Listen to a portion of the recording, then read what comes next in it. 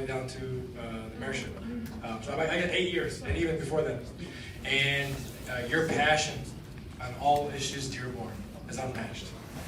You're at every event, every function, every corner of the city. Your presence is recognized by immediately when you walk into the room. Everybody knows you walk in with a warm smile. You embrace everyone as if they're a close family and friends. And I think that's what people love most about you. And your openness to hear any and all concerns, any and all issues, and try to work together to come up with the best possible solution to move the city forward. And I think for that, so many of us are grateful. Myself as mayor, but myself also as Abdullah, another resident in the city. We are grateful for your contributions to help moving the city forward. And mostly, I think, within the space of the arts. And I know that work, God willing, will never end. Will continue to be pushed and embracing more and more within our community to celebrate the arts in every aspect and all ways. And look forward to that partnership. But congratulations on quite the tenure on City Council. And I look forward to all that you have yet to accomplish as well. Congratulations. Thank you, Mayor.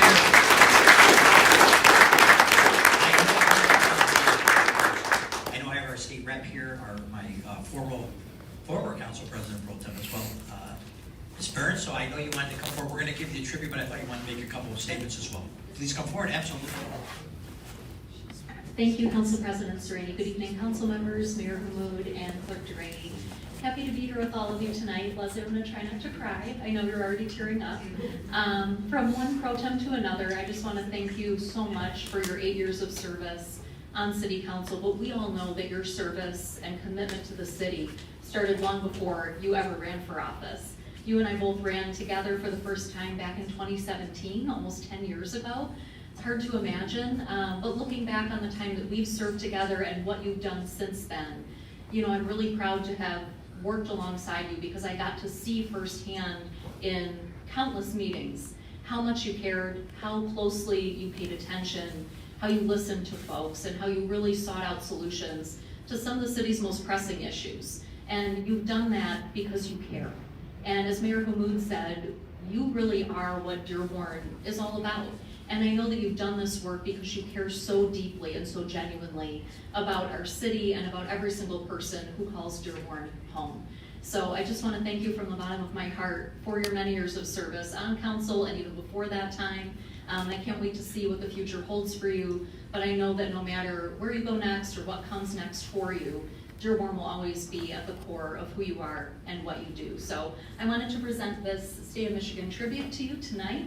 It's signed by myself, my colleague in the State House, Representative Farhat, our State Senator, Sylvia Santana, Lieutenant Governor Garland Gilchrist, and of course, our Governor, Gretchen Whitmer. So we just wanted to honor you with this, and I think the council has some other things maybe in store, so I'll hold on to this if that makes sense. It's perfect. I think we'll have Councilwoman Herrick go next, and then what we'll do, we'll have you come forward once we present. Sounds good. Thank you. So much. Thank you. Thank you.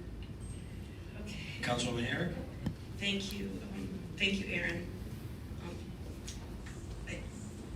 I tried to prepare for this, but so I'm going to read because otherwise I'll forget something. And there's just so many things that I want to say. So many thoughts have been going through my head. But it's been my life's greatest honor to have been entrusted by the voters of Dearborn to serve the past 8 years on Dearborn City Council. In those years, I've worked with outstanding colleagues who have served with professionalism, integrity, and mutual respect for each other. In particular, I'd like to thank the Dean of the Council, Bob Abraham, I had the good fortune of sitting next to Bob during my first 4 years on Dearborn City Council. And believe it or not, in my first months on council, I didn't actually speak very often. And I'm kind of not known for being quiet now. Council president will tell you that. But I was listening and learning from everyone, but especially from Councilman Abraham and Councilman David Bazzi, who served that first term that I was on council. I'm immensely grateful for Bob and sharing his wisdom and encouragement as I grew in my role. Those first 4 years, I also served with Brian O'Donnell, who continues his work in the corporate world, and Council President Susan Streamline efficiency and raise the professional image of City Council. As a communications professional myself, I appreciate that Mike agrees the most effective way to make sure that every resident in the city receives critical information is by sending the mail right to them in their homes. So I was happy to support when he recommended introducing the Council Connections newsletter that is now mailed out twice a year to every resident. And just last year, we added mailing the calendar to every resident again at their homes, both providing very valuable information to homeowners and anyone who lives here in Dearborn. For efficiency and convenience in the past 4 years, we implemented using a consent agenda, and importantly, offering residents the opportunity to make public comments at both the beginning as well as the end of our meetings. And I've appreciated over the past few years, I've appreciated getting to know and work with our newer council members, Kamal Al-Wafi, Ken Paris, Mustafa Hamoud, and Gary Enos. They each bring different experience and interests and personalities to the council, but share a mutual dedication to making sure Dearborn is the best it can be today and taking action to plan for the future of our city. Looking back at some of our most impactful accomplishments, of course, what first comes to mind is the most visible changes under the leadership of Mayor Abdullah Hamoud. His energy, optimism, and vision are evident in the effective use of grant money and funds from various government sources that enabled Dearborn to build innovative new gathering spaces in our city in the form of the first of their kind innovative peace parks. These spaces are now a role model that other cities aspire to build. And the peace parks were built at the same time we installed new inclusive playscapes in 3 existing parks, as well as replacing aging equipment in many of our older parks. There have been many other innovative programs and resources made available to residents and businesses over the past 4 years. Of course, that's to be expected, but think about this. How much we've accomplished as we came out of the historic pandemic that shut the world down and isolated us for months. And it forced everyone to learn how to do business in new and innovative ways to maintain our relationships and get business done. I also wanted to mention a couple of the issues that we've tackled to seriously improve quality of life for Dearborn residents. I'm proud to have worked with council, first with Mayor O'Reilly in my first term, and then Mayor Hamoud, to reduce the impact of pollution in our city by working with businesses to do things like changing the routes driven by trucks and penalizing corporate polluters, or funding small grants to help businesses improve their storefronts and homeowners replace dangerous front porches. In addition to thanking my colleagues on council and Mayor Hamoud, I'm grateful to the dedication and professionalism of all the city employees who serve our residents and our businesses in our city every day. We have an outstanding staff right now and just incredible department heads working together with Mayor Hamoud and the City Council, improving services, providing services every day, but also looking to the future of our city as it continues to grow and change. It's been a pleasure to work with you in this role, and previously, I'm talking with city employees in this case, when I was working with you in the Department of Public Information long before I was elected to serve on City Council. And thank you to the hundreds of residents who are involved in our many service organizations and neighborhood associations. A number of them are here this evening because of one of the things on our agenda later tonight. We're passing our historic district ordinance after much work by city neighborhood association and various residents and the City Council. And this is something that I've been looking forward to for many years. I live in a historic neighborhood myself, and I know that the people that move to these neighborhoods, whether it's Spring Wells Park or Fort Holmes Historic District or Dearborn Hills, and even the individual residences in other neighborhoods like the Morlear neighborhood, people buy these homes because they want to raise their families here or be a part of a community that's unique and different than they would find anywhere else. And this new ordinance is going to help to give us opportunity to put in place measures to preserve that part of the fabric of our community. Most meaningful to me is the residents from one end of our city to the other, north to south, east to west, who know that they can call me when they need a hand. There are not enough words to express how meaningful it is to know that you can help better a life for an individual or their family. Thank you for that opportunity to make that kind of a difference in people's lives. Although I won't be sitting here in the council chambers after this week, My commitment to our city remains strong, and the people, and to both the city and the people who live here and the people who work here or come to visit or go to school here. I'm continuing my work with the Intercultural Community Center in Dearborn and volunteering with the Rotary Club of Dearborn and our many service organizations. When our city is challenged, I'm so proud of us that we stand united. No matter where our families come from, our religious affiliations, whether we have one or none, or the streets we live on, we are a city of diverse people who live and work peacefully together. And I will do everything that I can to continue that tradition here in Dearborn going forward. Most meaningful is the relationships I've built, knowing that the resident, I'm continuing my work, and I look forward to continuing to serve the residents of Dearborn in these and other roles yet to be determined. You can still call me, I'm here for you. Thank you.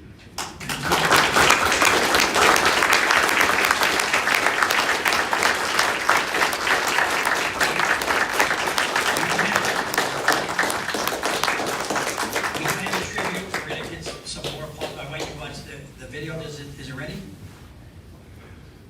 CDTV, okay. There you go. Leslie Herrick came onto the council just a term after myself, so I've had the pleasure of working with her for about 8 years.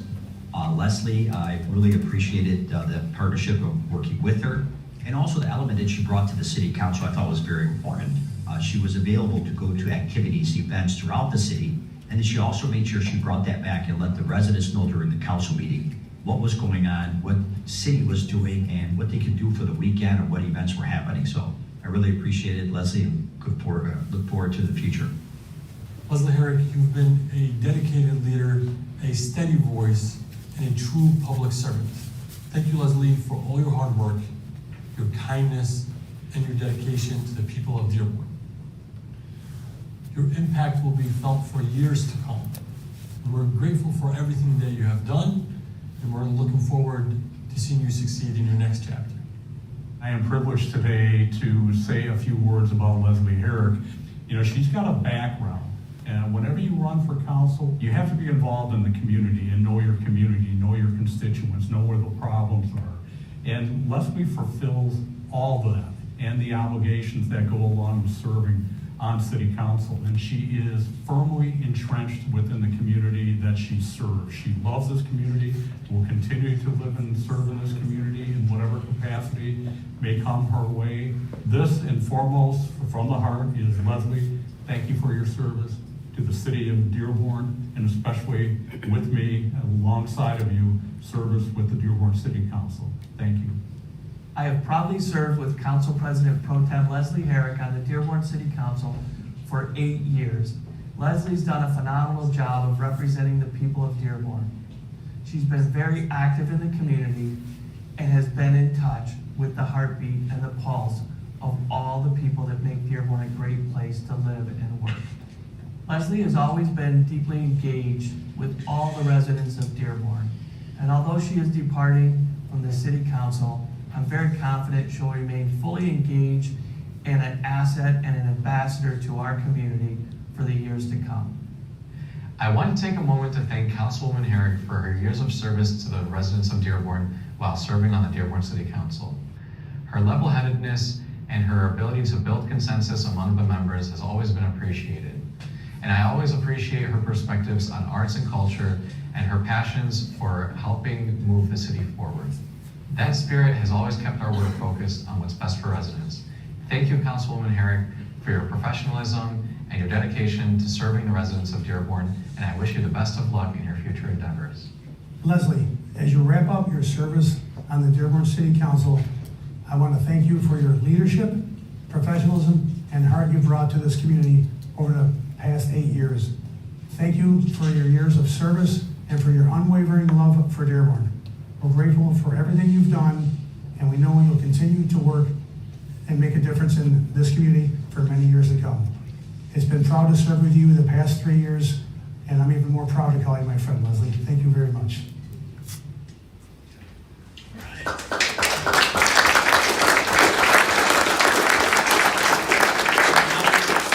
going to have Leslie and State Rep Burns come forward. We're going to go ahead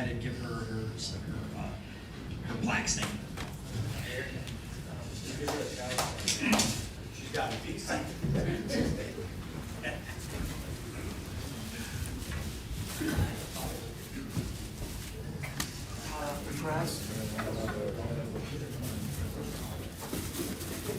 Veterans risked their lives.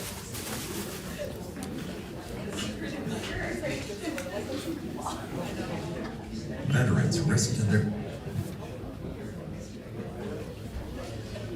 veterans veterans veterans risked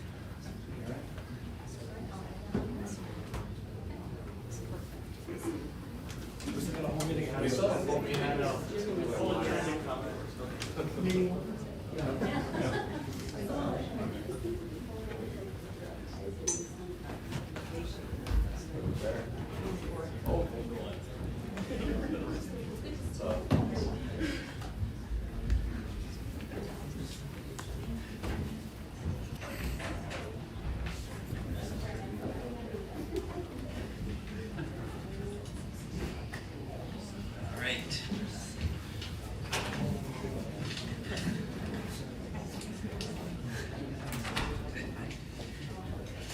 So we did get our bouquet of flowers from the council, but we're not sure who these are from.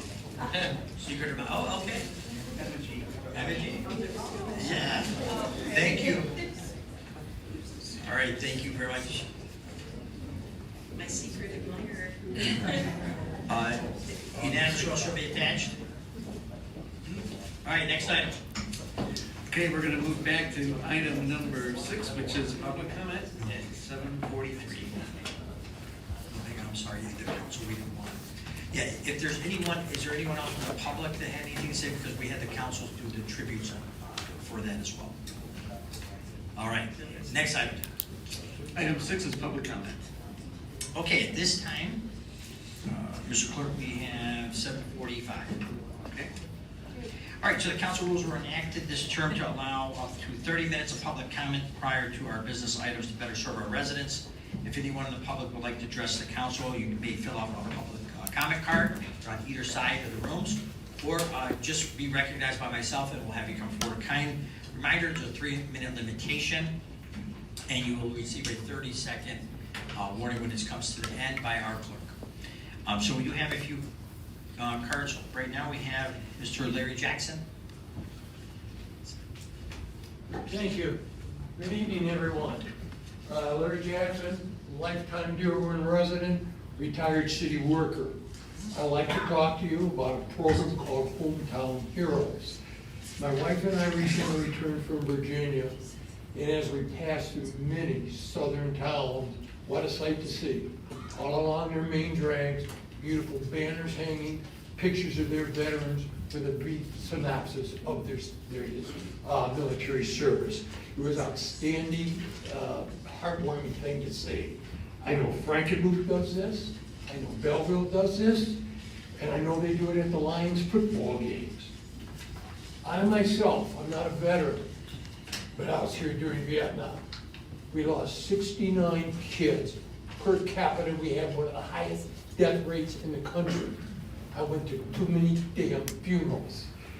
The guys who came home, they weren't honored. They were vilified. What a great way to say welcome home. But this isn't just about past veterans. It's about veterans serving now. Council President Sereni, your brother. I found out 29 years naval veteran, commands a ship. Love to see him honored. Councilman El Sawafi, you're a captain in the 37th Infantry Division. They were a kick-ass division in World War II. It'd be a great way to honor you up here for your service to this city and also to your country. Now, I know this is gonna cost some money, but I believe that the business community will get involved in this. I'm sure that some of the other groups will get involved with it. I'm supposed to speak to a veterans group. But one thing I do know, I will pay to honor my father's service in World War II. I've talked to numerous other people who say the same thing. They'd be glad to do this. One other thing, from what I understand, this thing snowballs. Once it gets going, more people are gonna wanna look into it, honor their loved ones. There's people who live outside the city now, but their relatives were here. I'm sure they'll return to the city. When they're here, they're gonna eat. They're gonna put gas in their car, they're gonna shop. It would be good for our business community, there's no doubt in my mind about this. To sum up, this is a winning situation here. This is a winning situation for this council, for this administration, for this city, for the business community, but most important, it is a winner for our veterans. You have 30 I'm asking seconds. you all to please make this a happening. I've given you photos, what it looked like at downtown Louisa. Please look into this, and thank you for your time, your attention, and your courtesy in this matter. Thank you. Thank you, sir. Thank you for bringing that forward, Mr. Jackson. Next we have Nathan. Yes, sir.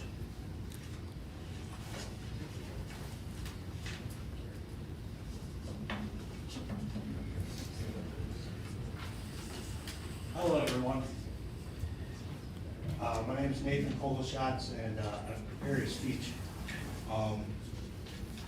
Ladies and gentlemen of Dearborn, I wanted to come here today on behalf of Michigan's Christians and other non-Muslims. We all know that in recent times, non-Muslims have come to Dearborn to at best raise their concerns and at worst to spew hate and division. I want to tell you loud and clear, these hate mongers do not represent Michiganders and certainly do not represent Christians. People of Dearborn, my brothers and sisters, as we stand here wondering if peace will last between Muslims and Christians in America, Muslims and Christians are dying side by side in Palestine. This reality is undeniable. Whether we choose to accept it or not, we are together in this struggle for peace, justice, and human rights. As Christians and Muslims alike, we await for the return of Jesus to triumph over evil once and for all. But until that day comes, the actions we take now and the choices we make truly matter and are of the utmost importance. Let us not be fooled by the forces of evil, but let us stand as one in defiance to it. Let us stand together and proclaim that the forces of evil have no legitimacy and that the genocidal apartheid regime in Israel has no legitimacy. The will of God shall prevail. Palestine will be free. God bless you, and may peace be upon us all. Thank you, sir. Thank you. Next we have Ms. Andrea Unger.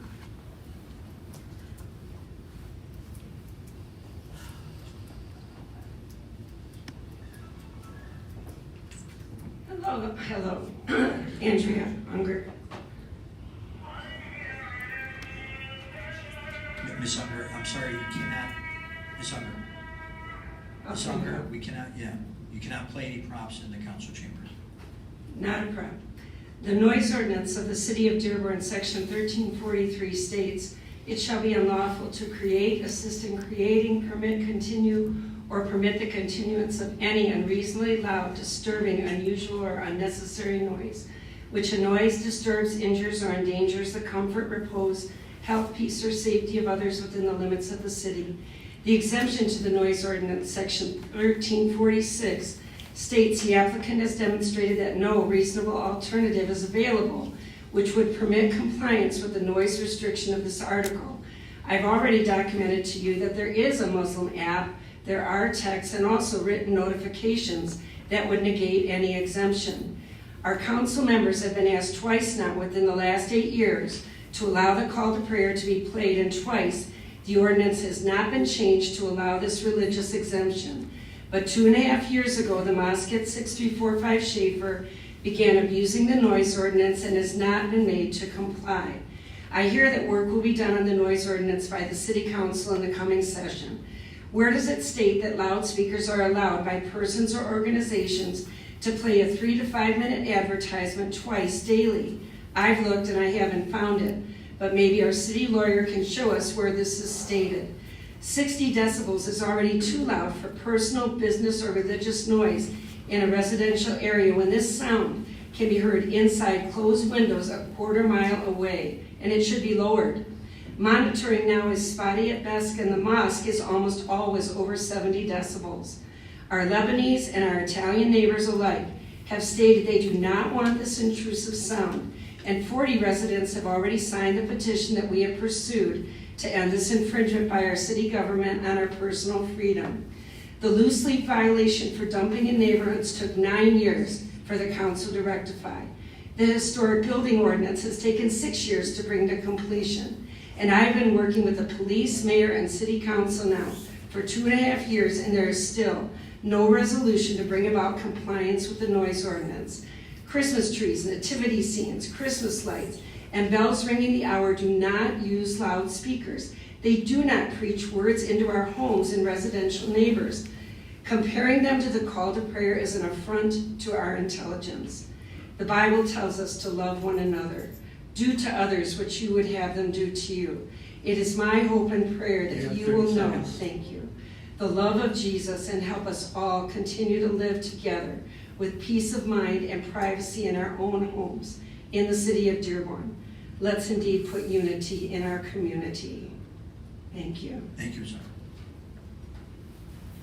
Okay, next we have Dakota. Yes.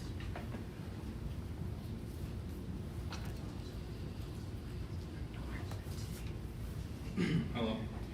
I have a question. Just for your the name, mayor sir. of Dearborn. You just need to say your name. Okay, Dakota Lycan. Last name, sorry? Lycan. Okay, thank you. I'm here on behalf of Public Opinion for Dearborn. I just have a question for the mayor of Dearborn about the latest events with Jake Lane. I've noticed that there's been an increasing division between Christians and Muslims. And I'm just wondering if at any point the Muslim community would be willing to work together with the Christians against the common enemy known as the Jew.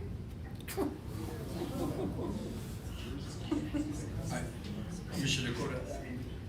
I relinquish the rest of my time for the mayor to respond. That's not how it works. This is the council meeting, and you're here to address the council. This is not the mayor's meeting. Okay. So if you'd like to speak with the mayor, there's a Well, process for then I that asked the aspect. whole council, are you guys willing to address that problem? Because we do have a Jewish problem. No, we don't. No, we don't. Yes, we do. No, we don't. Yes, we do. Anti-Semitism is not accepted. Nor is any Anti-Semitism is not a thing. All right. Go ahead, sir. Do you have anything else you'd like to add? Nope, that'd be it. Okay. That'd be it. Thank you, sir. Thank you. All right, anyone else here to address the council regarding city business? Okay, step forward.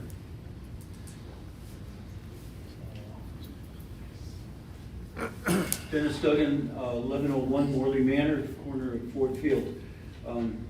I just feel to be one of the blessed and luckiest people in the world.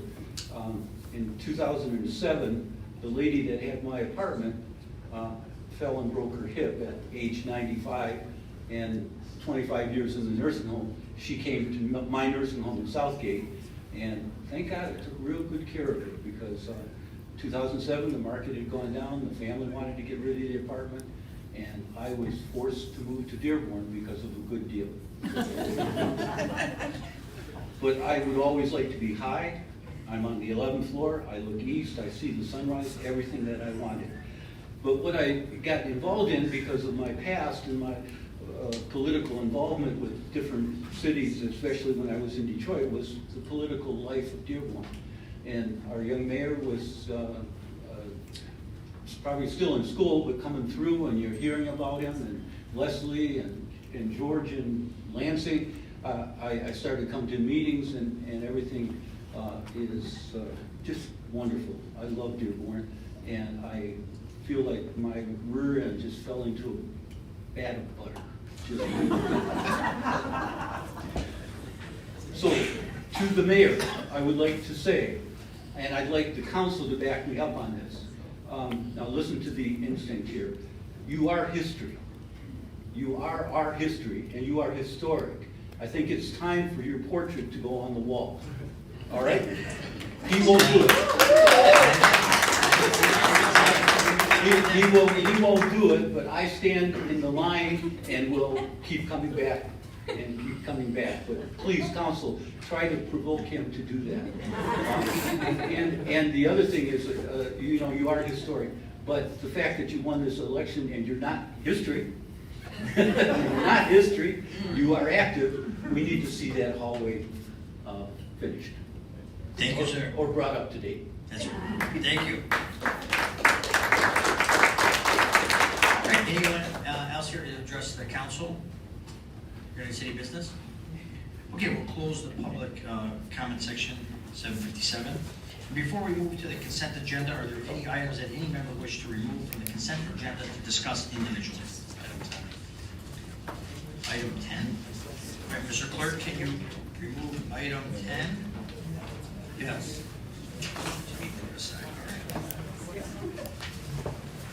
Anyone else? All right, so other than item 10, we need a offer of support.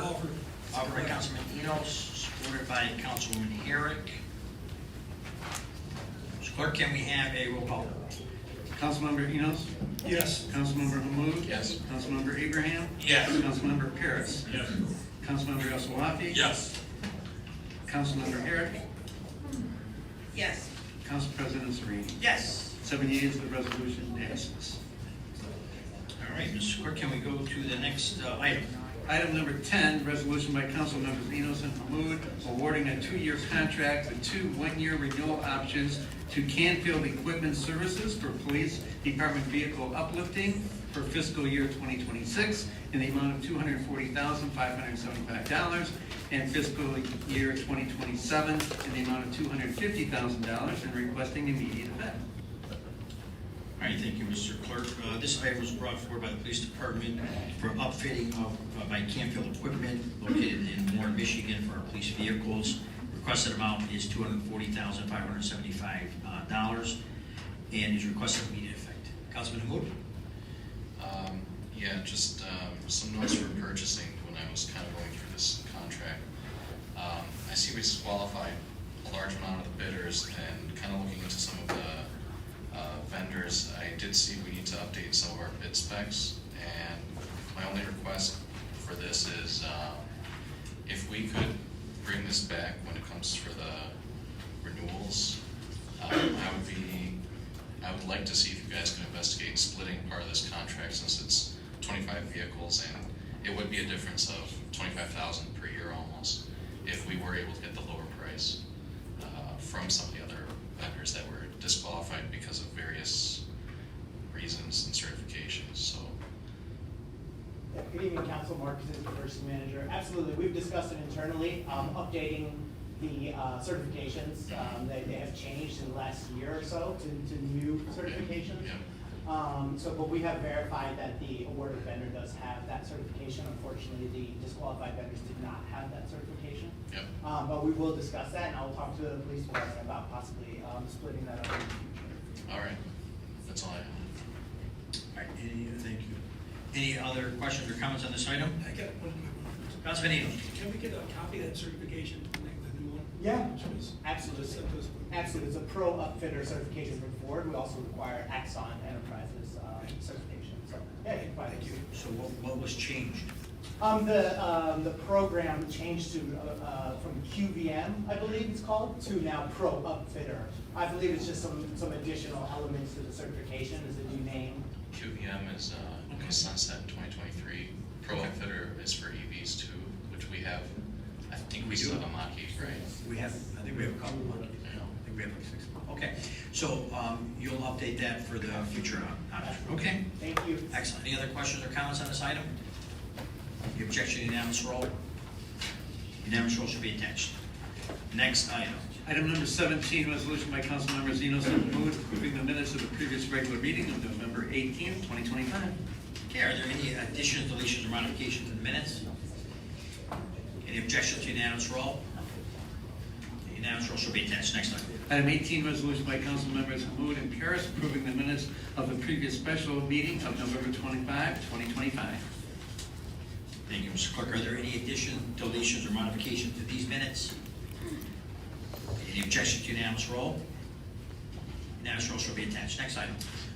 Item 19, resolution by council members Enos and Mahmood approving the minutes of the previous special open meeting of November 25, 2025. All right, thank you. Are there any additions, deletions, or modifications to these minutes? Okay, any objection to unanimous roll? Unanimous roll shall be attached. Next item. Item 20, ordinance on the table, ordinance number 25-1861, an ordinance to amend the administration chapter 2 of the Code of Ordinances of the City of Dearborn by amending sections 2-476 to 2-490.3, Division 7, entitled Historic District Ordinance. Resolution by council members Mahmood and Paris to take from the table for its final reading. Thank you, Mr. Clerk. Well, this is a long time coming. Preservation of historic properties and landmarks is controlled by our local Historic Districts Act, PA 169 of 1970. The State Preservation Office has completed the review of our proposed ordinance. The ordinance has received a preliminary approval with minor edits requested, and the edits have been incorporated into our current ordinance revision. This is the second and final reading of our ordinance. I want to thank our legal department, Mr. Mendelson, that took the lead regarding this, and it's been a few years, if not longer, in the making to get it to where it could work and we can begin our process, which will entail a historic district committee that is going to be appointed by the council and then turn into a historic district commission that will then take a seat and go forward as well. This is the second and final reading of this ordinance. Any questions or comments from my colleagues? Councilman Mahmood? Yes, I think we've been talking about this one since I got on council. Big thank you to, I think, Brad especially, who worked on this in legal.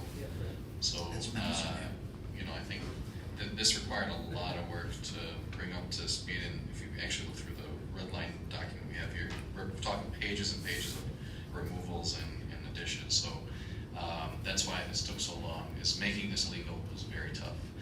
I think, you know, we talked about this a lot, but I'll say it one more time. One of the big reasons why I'm personally more okay with this than some of our first drafts of it is I think we've done a very good job of adding in appeals.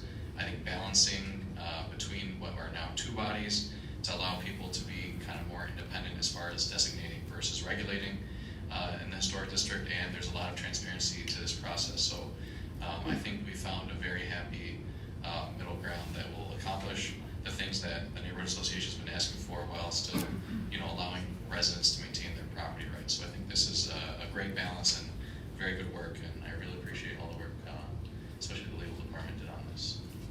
All right, thank you. Any other one from the council? Councilman Herrick?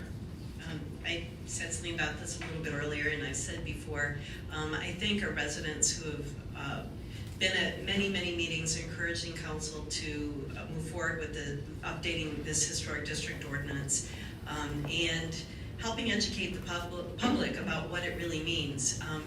During this time, Preservation Dearborn, the nonprofit organization, was formed, and that nonprofit's done wonderful work in telling the stories of some of our historic properties in Dearborn over the years. They had been, articles had been published in printed newspapers. They're available online. Some of the historic books about historic homes that have been written, some of that work was generated through Preservation Dearborn. The research of the community members who were involved in writing those articles, but all because they wanted to bring the attention to the public about what we have that's so special here in Dearborn that deserves protection. As Council President says, just because something's 50 years old doesn't necessarily mean it's historic. It doesn't necessarily need to be preserved, but sometimes it does. If it's so unique that you're not going to find it somewhere else, or if it's got such a story to tell, the architecture and the history of that single building, a resource, or a neighborhood, what this ordinance does is it defines the path to be taken if an individual or a group wants to try to preserve something for history. And the steps are in there. Public input is part of the process. And as my fellow councilman said, a commission is established to make sure that the rules are followed going forward. If a property is designated as historic, but it doesn't work on its own. All these steps have to be followed in order to designate something as historic. And the benefit of having done that in the long run is that a property owner might have access to tax credits for renovations and other protections for their historic property. But it's a clear path, and nothing happens automatically, and there are lots of steps involved. And that's part of why this ordinance is so complex, but boiled right down to its nuts and bolts, that's what it is. It's a set of steps that you have to follow if you want to protect something. So thank you to the residents who've dedicated so much time. Again, our legal department and Brad in particular working with the state to make sure that the language follows what the state requires, and meeting with the residents and listening to what we needed to do here in order to get to the point where we are. So thank you so much. I appreciate the work of my colleagues and everyone who worked on this, and I'm looking forward to it passing. Thank you. Excellent. And I know Maria is here. Yes, if you'd like to come forward. Should I come forward now, or Yeah. after the vote? You can come forward now. For me. Well, you never know. That is true. That is true. I just want to thank Maria, and I want you to be able to, sorry if someone would like to speak. I was on the council. I was on the council when this ordinance did not get support, had support, and then withdrew support. And we spent over 2 years and at least 15 meetings or so on it because of the concerns that some of the residents had and so on. But as I indicated to Maria at the beginning, we had a millage that was failed. $16.7 million. The voters said they were not going to pay for a temporary millage that was over 20 years. And I gave you the commitment that this will be brought forward. And I meant it. I mean, I believe in history very much. And I really appreciate the history that you have highlighted, some with my parents or grandparents and so on and so forth. I know that we do need to preserve it, and it's a slippery slope. I hate to use Councilman Abraham's analogy, but it was very pointed for residents to understand. If you live in a historic district and your house is not a historic asset and you want to replace your roof, you do not have to get a permit in the city of Dearborn. But if you're in a historic district, you have to go through a waiting period and stuff. So there was a lot of property rights concern, and we wanted to make sure we flushed it out.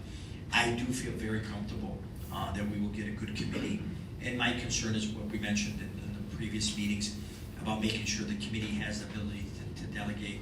But I just want you to know that for myself, and I speak for the council, that the council's committed to making sure that we preserve, a lot of areas that I know you're privy to that think they're covered, but they're not actually historic districts.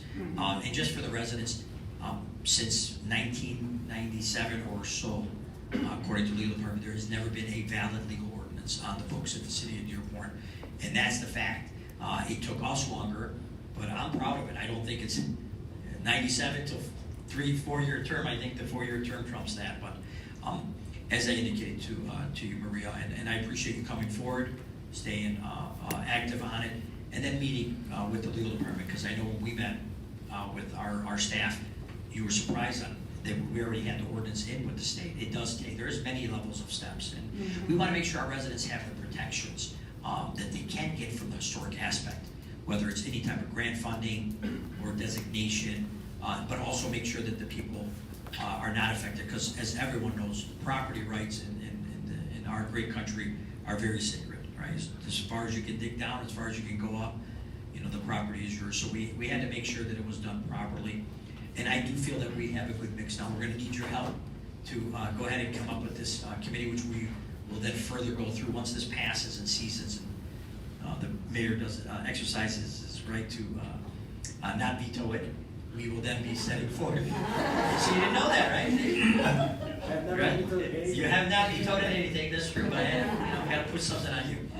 But anyways, we will then be looking forward to looking at budgeting and setting up some rules, and we're going to need your help regarding some people that we feel will help the study committee, because that's under the purview of the council. But I can't thank you enough. I know that a lot of people have seen you at homecoming, having a tent out there talking about preservation, and folks, like they always say, the best day to start is now, right? We can always start and then see where we go from there. So I do feel that we're headed in the right direction right now, and I do appreciate all your work and your patience, and all the organizations in our area, from River Lane, where I used to live, to the other associations that have made it very clear that this is very important to Dearborn, and we agree with you. I don't think any of us did it. I think our concern from day one is that how fast can we pass something without going through very details, and worried about the people that are not going to be historic assets. So if you have a house that is newer like mine, I like to, when I owned it on Law, and all around me were historic houses. I didn't build the house, I bought it in 2000, and you would be affected. So we wanted to make sure we had a good balance. So I'd like to know if you'd like to have any to say before we vote. I do. Right. Should I take my verbal victory lap right now? Yes, sure. Just state your name for the record. Yeah, my name is Maria Fogarassi. I live on Long Boulevard. I'm here for Preservation Dearborn.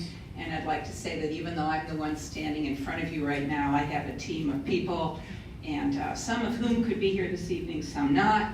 And but every single person contributed in some way, shape, or form to this effort over all the time. And when I did come here on these occasions and speak in front of you, actually, the more frequently I came, the more sort of nervous I was. And I would go home, and my team, we would email with each other. We would try to see inside your minds and discuss each one of you and what you might be thinking and how you might vote if a vote were to happen tomorrow. I do have to highlight two individuals on City Council, both Councilman Ken Paris and Council President Pro Tem Leslie Herrick. We knew from the start you were always encouraging us.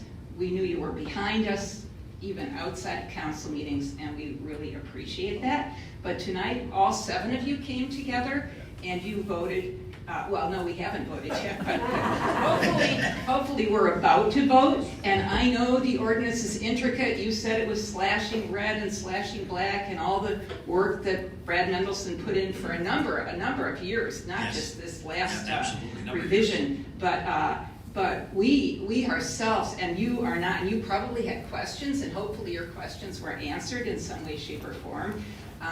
You have to turn to the experts. We're not historic preservationists, but you did allow us to bring people here on occasion. You mentioned that 2 weeks ago, that we could bring some experts. We brought Mallory Bauer, more recently Ellen Thackeray, Amy Arnold, retired now from SHPO, your favorite, the woman from Kalamazoo, Sharon Ferraro. You always like to mention her when we're bringing up this topic. Then more recently, Devin Anderson from Quinn Evans. There's one individual who never came to Dearborn. She was the president of the Northville Historic Society at the Mill Race Village, Leanie Bailey, and she would always encourage me. And when I went up there to visit, she said, "It's going to happen, don't worry." And I said, "Do you think so, Leanie?" And then 1 or 2 years later, I said, "We're not really getting anywhere." And she says, it's going to happen, I just know it. I said, "I don't know." So anyway, I'm going to find her and tell her what happened tonight. But I do want you to know that during all this time where we were on the back burner, that my group, our group, we were not idle. So we changed our name from Arsenal Riverbend to Preservation Dearborn to cover the entire city.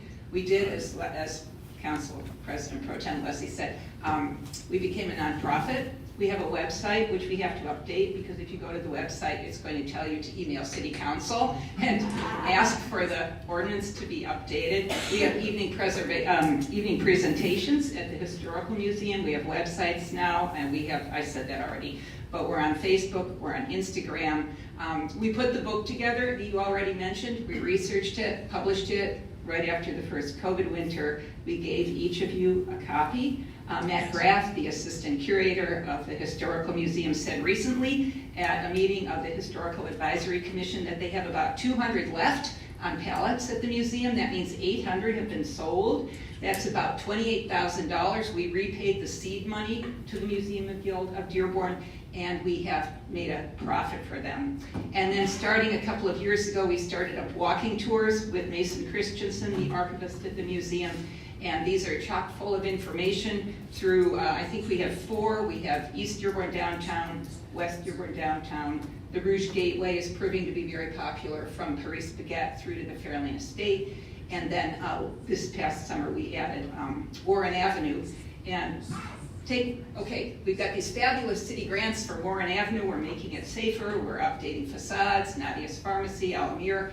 But what was there before there was Warren Avenue? And who was Warren? So, I mean, you could think about taking a tour, and I'm out on a limb right now, but I'm almost done. You know, the Historical Museum has a program for all second graders in Dearborn called the Pioneer School Program, where they come to the museum and they learn what life was like on the banks of the Rouge 150 years ago. And when I'm down in the basement of the McFadden Ross House in the one-room schoolhouse, and I'm volunteering to be historian on that day, the children are all schooled to say thank you, of course, at the end of every session. But when a teacher says to me, oh, you know, I didn't know what you just told us about today. I learned something. Thank you. That is just the best feeling. So it doesn't matter who you are or where you come from or how long you've been in any given area.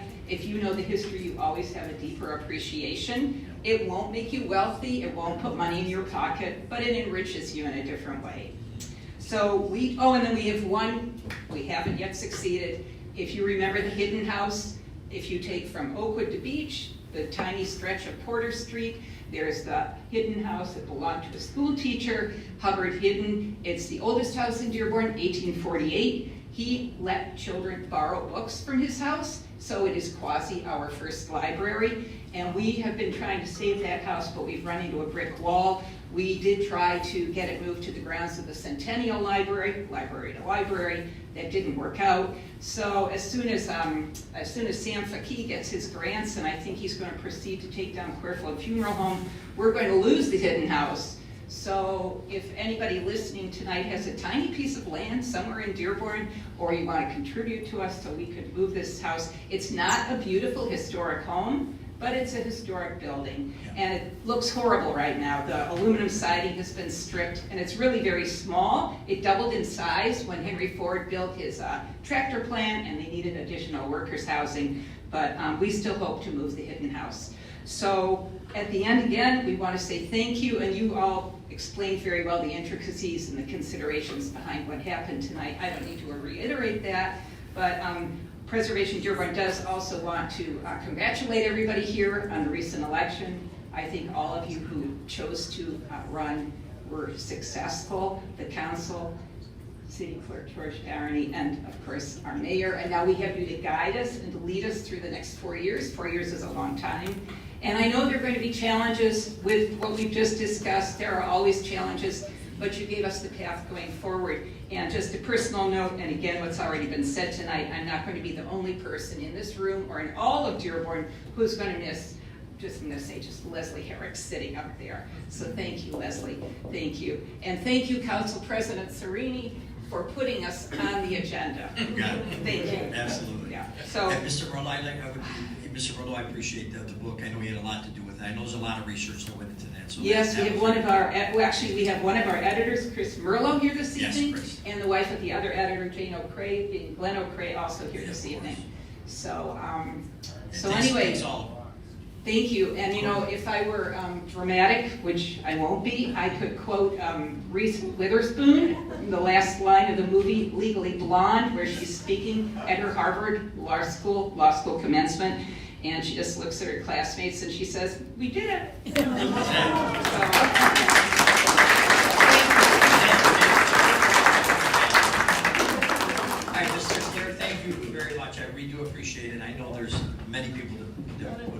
behind the scenes to get this through. Mr. Clerk, can we have the second final reading? This is the final reading of ordinance number 25-1861, an ordinance to amend the Administration Chapter 2 of the Code of Ordinances of the City of Dearborn by amending sections 2-476 to 2-490.3 of Division 7 entitled Historic District Ordinance. Thank you, Mr. Clerk. Any objection to unanimous roll? Oh, I need to call the roll call. I'm sorry? I apologize, that's right. Roll call vote. Yes, I apologize. Roll call vote. We'll start with Council President Sereni. Yes. Councilmember Enos? Yes. Councilmember Hamud? Yes. Councilmember Abraham? Yes. Councilmember Paris? Yes. Councilmember El Sawafi? Yes. Councilmember Herrick? Yes. 7 yeas, the ordinance passes.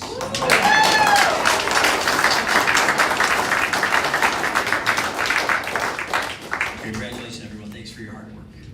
Next item.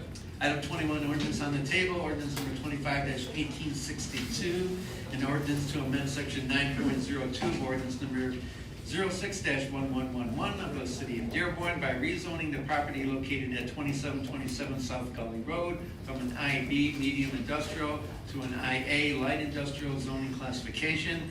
Resolution by Council Members Enos and Hamud to take from the table for its final reading. Thank you, Mr. Clerk. Unanimous roll should be attached to take from the table for its final reading. The proposed rezoning will support local businesses and reduce the density of the industrial zoning in an area of the city that abuts a city park. The property is 4.6 acres and contains 72,754 square feet. One-story structure used for an indoor recreational facility, the Dearborn Racket and Health Club. The proposed rezoning is also consistent with the parcel's future land use designation for mixed-use centers. This is the second final reading of this ordinance. Any questions or comments on this? Okay, Mr. Clerk, can we have the final reading?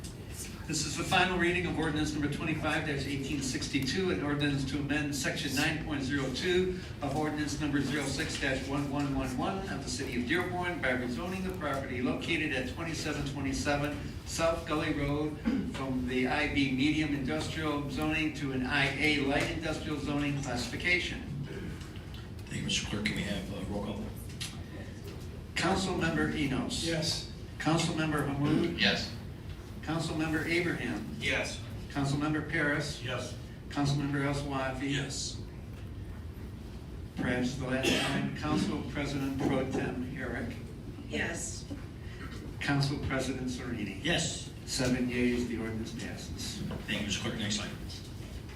Item number 22, resolution by Council Members Enos and Paris approving the application of Willowbrook LLC for an obsolete Property Rehabilitation Act Oprah exemption for property located within the 600 Town Center Redevelopment District 1, located at 600 Town Center Drive in Dearborn, Michigan, subject to approval at the public hearing taking place earlier today, December 9th, 2025, and requesting immediate effect. Thank you, Mr. Clerk. The consideration of this item is contingent upon a public hearing which was held earlier. The development team representing ownership and operation partners for 600 Town Center. This is the old Hyatt Regency. The application for an exemption of property taxes in the 600 Town Center Development District 1. The project will result in revitalizing and reactivating the property from the former Hyatt Regency building with approximately 216 hotel rooms, 258 apartments, and 82,000 square feet of convention space. With 135 permanent jobs, the majority of them will be paid at a rate of higher than $55,000 a year. This property has been vacant and deteriorating since 2018, following the closure of the former Hyatt Regency and subsequent failure to revitalize, sorry, attempts for the Edward Hotel and other resorts. The developer anticipates the completion and all rehabilitation activities no later than the end of 2027. The Mayor, you have some comments on this? Yes, sir. Revitalize. You know, when I first came into office, there was several blighted buildings standing across the city. But I think at the center of our city, the largest building stood, which was the Hyatt, a former 700-room hotel, the second largest convention space at the time in the state of Michigan, and once standing there as the premier space that you wanted to stay right here in the heart of city Dearborn, 15 minutes out of the DTW airport, right beside our Ford World headquarters. And it went downhill once Hyatt pulled its name off of that building back in 2012 because the investment that was about $20 million that was necessary could not be made. And so the standards collapsed, and at that point it kept changing hands, until it was shuttered for about the last 10 years now. And to finally have a partner and a developer who came forward and picked this up in a sheriff's auction, you never know what's going to happen during that time. But we had signaled beforehand that anybody looking at this parcel, if you're not willing to have a conversation about what the city wants to happen in this building, don't look to acquiring it, because you're not going to see the support that you need out of the city to make sure that you can execute this development. We were able to find that partner. And to think that maybe a year from now, doors would be open to a brand new facility of over 200 hotel rooms and 200 apartments, apartments potentially targeting new grads out of college or college students right across the street over at University of Michigan Dearborn or Henry Ford College, and to revitalize the largest blighted building in the city of Dearborn once and for all. That is quite the accomplishment and the commitment that we gave 4 years ago when we ran for office. So kudos to the entirety of the council, to Jordan Twardy, to the development team, to legal, and to everybody that was involved in ensuring that this thing made it across the finish line. We're so thrilled and excited. I've walked inside the building a few times now with the work underway, and I can't wait for the city and the world to see what it looks like. It's going to be a beautiful sight, and it's really going to bring back the glory and the pride that we all had in saying the Hyatt was in our backyard. It's not going to be called the Hyatt. I can at least tell you that. But you're going to hopefully gleam with pride as you drive by that facility and hopefully visit it. The last time I was in there was my sister, who's the youngest. It was her prom pictures. And so it'll be nice to re-enter, hopefully, with a brand new facade, brand new life, reinvigorating all of Dearborn together. So congratulations to everybody who had a hand in this. Yeah. Thank you, Mayor. And then for our historians out there, I do remember taking the monorail to the mall. That's right. So we are very pleased. And just to talk with the mayor, during his term, we had a couple issues with that property. I can't thank enough the property owner flying in here, putting a great team together, really hitting the ground running. You can tell the difference when someone is wanting to get something done, and we always want, as the government, to set the table for them and allow it to flourish. So we do appreciate this, and I look forward to what it's going to be. I think it's going to be really, really nice. So can't wait to see it happen. Any other questions or comments on this item? This took as long as the historical ordinance. All right. Any objection? Unanimous roll? Unanimous roll shall be attached. Next item. Item 23, resolution by council members Hamud and Paris authorizing to establish a brownfield plan and reimbursement agreement for the property and redevelopment of 600 Town Center Drive. Also authorizing the mayor to execute the reimbursement agreement and all necessary documents on behalf of the city and requesting immediate effect. Thank you, Mr. Clerk. This is a companion piece from the item before for the new development. The project already received special land use approval in February of 2025, while the current owner has already begun stabilization work and attracting high standard hotel operators and secured major events requires a much larger risk and investment. The developers have already paid over $600,000 in outstanding taxes left by the previous owners. The project represents an anticipated $45 million of private investment, including $7 million in acquisition costs and rehabilitation, expected to be completed by, again, the end of 2027, God willing. With support, the development is seeking to initiative to a package that includes a 12-year tax abatement and a 30-year brownfield TIF. After receiving local approval, the developer will seek state authorization to capture non-local tax for reimbursement in the annual payments the developer receives after the administrative and state fees are considered to be their benefit. The brownfield plan includes a maximum eligible expenses of $22,175,301. The plan duration is 30 years, and the TIF is between 13 and at the 13th through 30th year, and we also have an estimated TIF capture for year 1 to 30 to be $11.4 million. Any questions or comments on this item? Councilman Hamud. I know this is a companion piece, but actually this is the part that I'm more excited about. Because one, I think thanks to the council and the study sessions that we did, the brownfield agreement, which stretches out longer, actually gives us more regulatory authority over the property itself, such as that we would be required to approve any kind of sale or transfer of the property during the incentive period, and that the hotel will be required to maintain a full service luxury standard for the entire lifetime of the tax abatements that we're allowing. So I think people may not know the difference kind of between the Oprah and the brownfield, but the regulatory hurdle to be approved for a brownfield, because it comes with some state money as well, and like kind of state level tax abatements, it's actually a higher threshold for the developer to meet, and not every developer is able to meet all the compliance and requirements for a brownfield, as well as the standards that the council recommended be added to it. So I think this agreement is kind of what helps us sleep a little bit better at night, knowing that we essentially subsidized part of this development. But I think it really can't be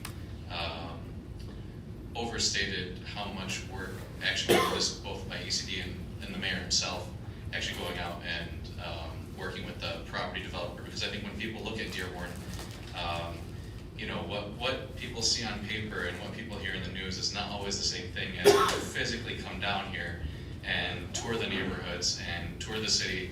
I think that's what ended up happening, and that's really what helped motivate this project to kind of keep going and go forward at the level of service that we expected. So I think what I really like to see personally was that we have an engaged owner, and I think you know, we really have the administration and the mayor to thank for all of that work. So I think this is going to be a great agreement, and hopefully it results in what we think it's going to result in. So thank you guys. All right, any other questions or comments? All right, any objection, unanimous roll?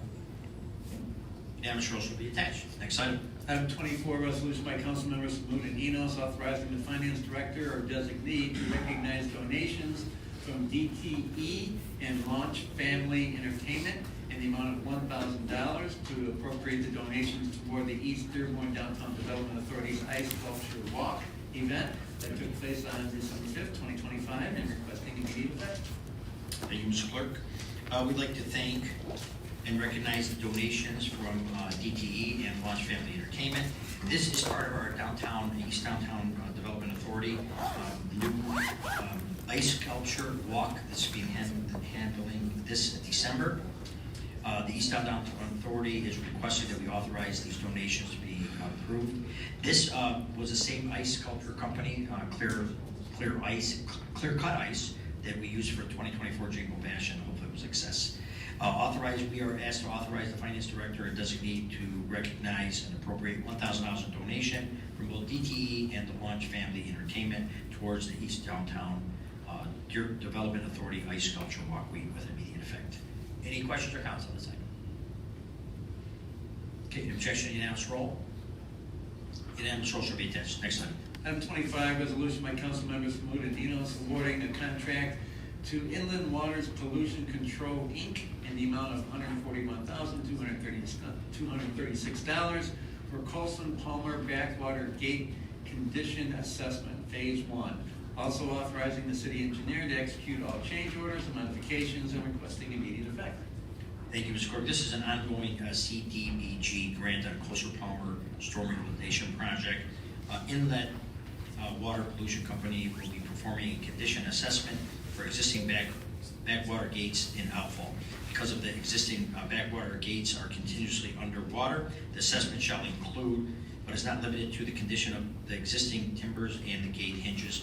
The gate will also be lifted to allow the framing, seating, and gaskets to be inspected, stop logs which will be turned over, and the city, upon completion of this project, will be furnished installation and adjusted to isolate the existing gates in the backwater chamber. It is requested the city council authorize this award, and it is also requested that the city engineer be authorized to execute all change orders and modifications. Any questions or comments on this? Okay, any objection, unanimous roll?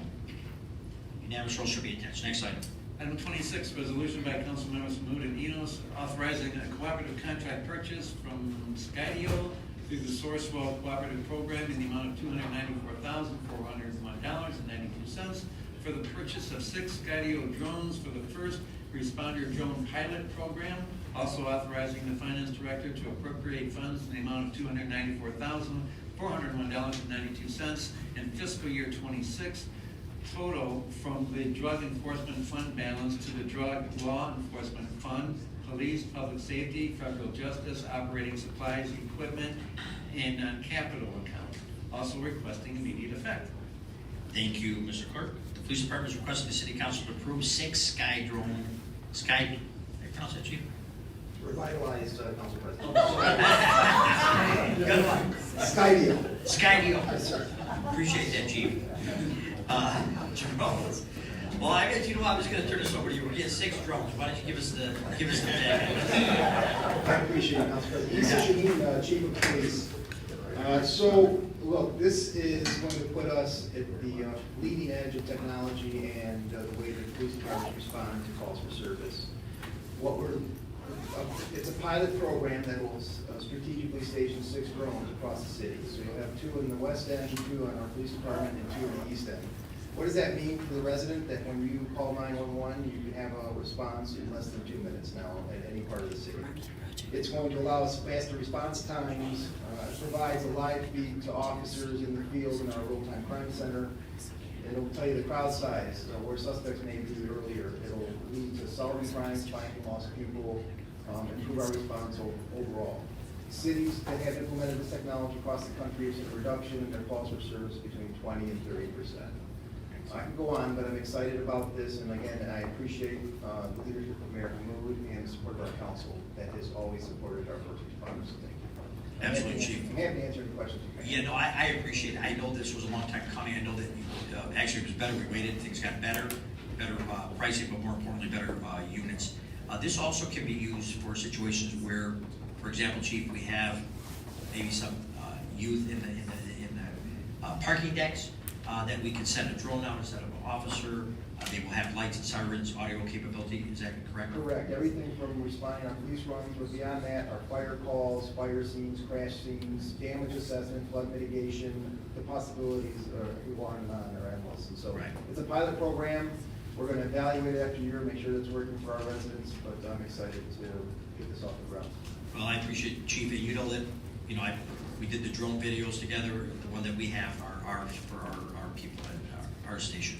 This is a little bit different.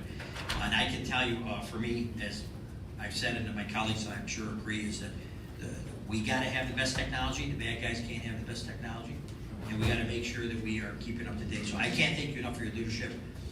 We can sit up here and approve this. I've said this many times, but it has to be brought forward. And Chief, you have to continue to evolve that department. I can't thank you enough. And for me, it's very proud to live in the city of Dearborn when you have the technology that will help keep our residents safe. And more importantly, too, the safety is the most important, but we also are going to return savings on these things. These technology does come into cost savings and more efficiencies for our residents, so it's very appreciated. Thank you for your support. We can't do it without a team, so thank you. All right. So I just wanted to make sure we indicate this contract is for $1,472,009.60. For over a 5-year period, it's requested the Finance Director be able to authorize and appropriate the funds with immediate effect. Any questions or comments? Councilman Herrick? Thank you, Council President. Last week, I received the protocols for how the police department handles who's responsible for the current drones that we have, and that there are guidelines and there are rules that you follow in addition to, of course, FAA required rules, but internally, some of the protocols, because the police department is aware that people are concerned about privacy, and as technology evolves, that those concerns continue to grow. So could you just kind of go over a little bit to reassure the residents that the drones are only used in an active situation, they're not patrolling the streets, that kind of thing? So Councilman Herrick, thank you for that question. You are correct. We're not going to be launching the drones to just fly around without purpose. And so if we get a 911 call, that would be appropriate, we would launch the drone. So if you're applying for the police instead of a police car coming down your street, which very will still happen, you might hear a drone overhead prior to the police getting there, knowing that we have eyes on what's happening to keep you safe. There are options as we filled this out as it relates to the policy that we'll be evaluating. We're going to talk with stakeholders, council members, and our mayor's administration, make sure we put a policy in place that puts guardrails that everyone's comfortable with. Okay, thank you. You're very welcome. Thank you, Councilman Wood. Yeah, so when this came up, I had two big questions, and you answered them with the cow, but I want to also ask them again so people can kind of hear and understand. So one you kind of addressed, which was whether the drones would be responding or whether people would still get to see officers at their door. So one of the biggest concerns was, well, when I call the police, and I'm a Dearborn resident, I want to see an officer. So I think you kind of had a response for that as far as what kind of runs or whether you guys would make that determination. So, Councilman Amu, thank you. This will never be a substitute for a face-to-face interaction with a police officer. This is just going to allow for a quicker response. Very often our dispatchers are trained to even ask that question. If it's a call that might be questionable, do you want contact with an officer? So this will never substitute that, sir. And then the other big question, as always, residents are concerned about staffing. So could you describe who would be flying these drones and whether that would affect our road patrol staffing? So I'm proud to say that under Mayor Hammoud, we've added almost 9 officers, I think, over the last several budget cycles, Mayor. And so our staffing is higher than it's ever been. We're fully budgeted 191 officers, and so I'm proud to say that we will not be pulling any officers off the street to do this. We're going to staff it with some part-time officers and just potentially 1 drone pilot, but we will not be reducing the staffing level of patrol to do it. All right, thank you. Thank you. Any other questions or comments? Okay, Councilman, you already Councilman Harris? Yeah, thank you. And I appreciate being able to ask those questions during the committee of the whole, because there were some concerns or wanted reassurances on this. It's my understanding these drones are being leased. Yes. And we're not owning them. It's over the 5-year period. Correct. Which I believe is probably good because technology changes. We can probably get updated drones if we were to go forward with the program in the future. I do appreciate the questions that were answered during the committee of the whole. For the most part, as far as personnel, I think we all have a concern about keeping our personnel numbers up, whether it be the fire department, public safety, dispatch, police department. So, even though nearby Taylor has a drone program that they instituted, I believe, this last June, the police chief, even at that time when I brought it up during the committee of the whole, had some thoughts that he did not want this to go ahead and supplant some of the personnel, and that you've answered that, so I appreciate that. And it's my understanding then too, just one thing that we haven't really discussed that much, that this has the capability though, through the center to be able to integrate with fuses.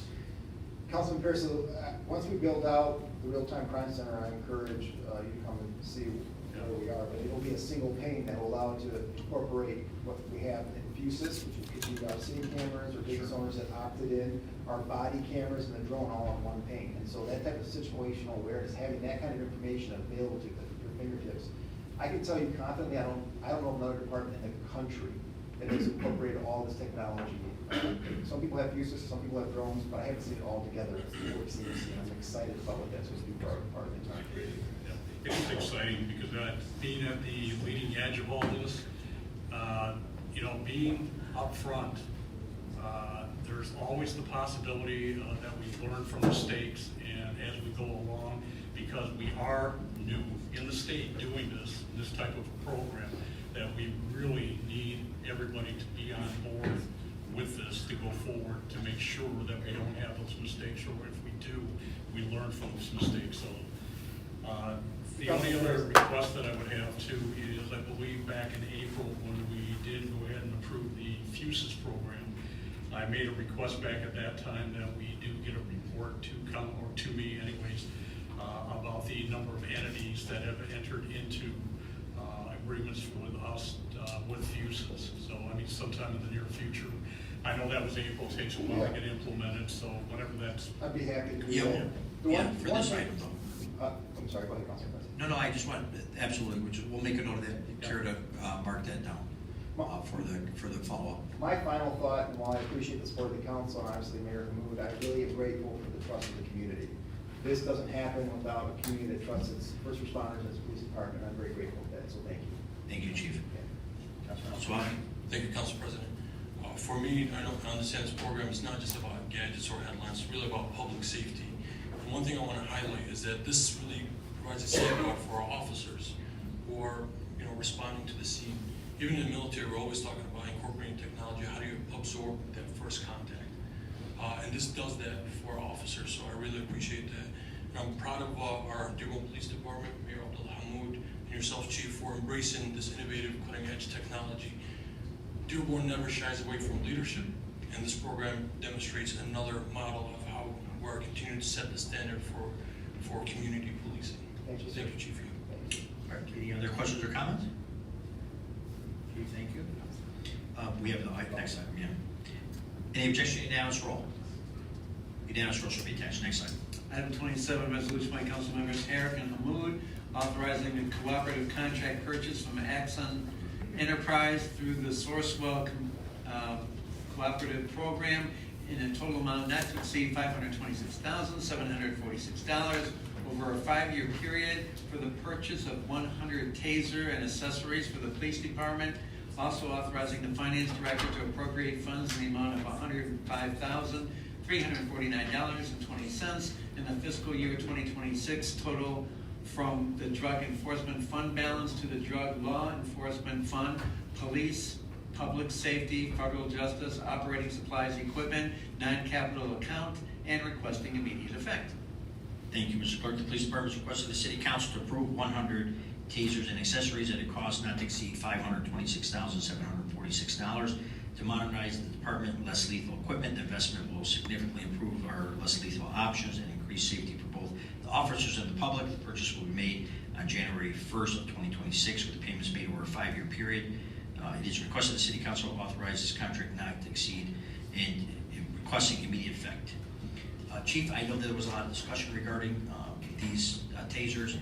I actually had a few of our retired officers I've seen at the University of Michigan, and they have those tasers, so I asked them about those. So do you want to give a little bit for the residents to understand the technology, how much they have improved in this short period of time? My pleasure. I'll try to do it as succinctly and briefly as I can.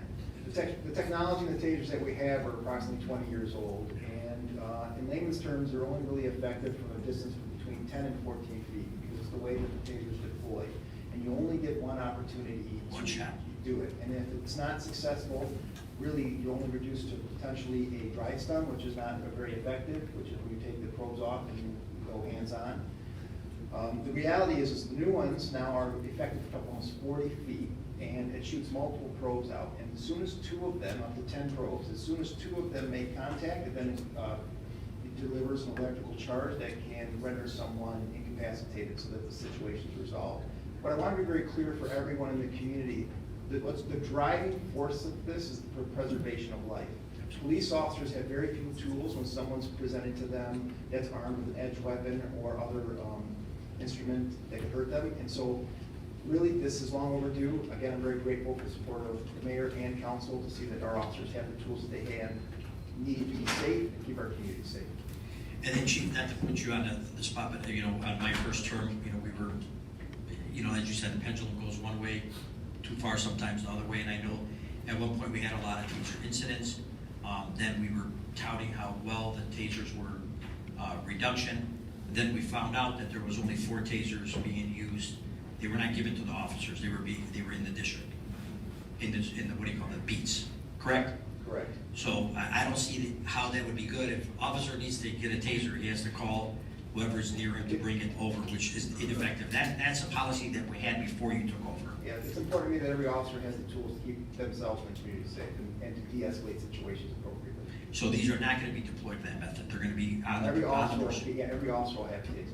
Right, which is a significant difference than it was in the Every past. officer is deployed in patrols. That's why I have almost 200 officers. But No, of course, during the patrol period. In the past, that wasn't the case. Correct. I want to make sure the residents know that. And you're absolutely right. I mean, you don't have too many options when you're, so this is a great option. And the fact that they're so much more advanced, I think makes a big difference. So I really do appreciate this being brought forward. Any questions or comments from my comments? Okay, any objection to unanimous roll? Unanimous roll shall be attached. Thank you, Chief. Next item. Item 28, resolution by council members Enos and Paris, approving the proposed City of Dearborn Parks and Recreation Department 5-year master plan for the period of 2026 to 2030 and requesting immediate effect. Thank you, Mr. Clerk. The Parks and Recreation Department has completed its 2026 through 2030 Parks and Recreation 5-year master plan for the City of Dearborn.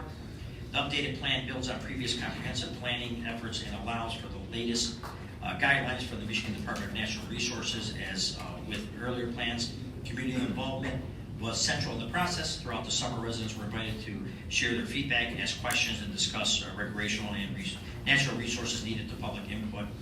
And sessions held across the city, including Salina Middle School, the Dearborn Ford Community Arts Center, and the Peace Park West.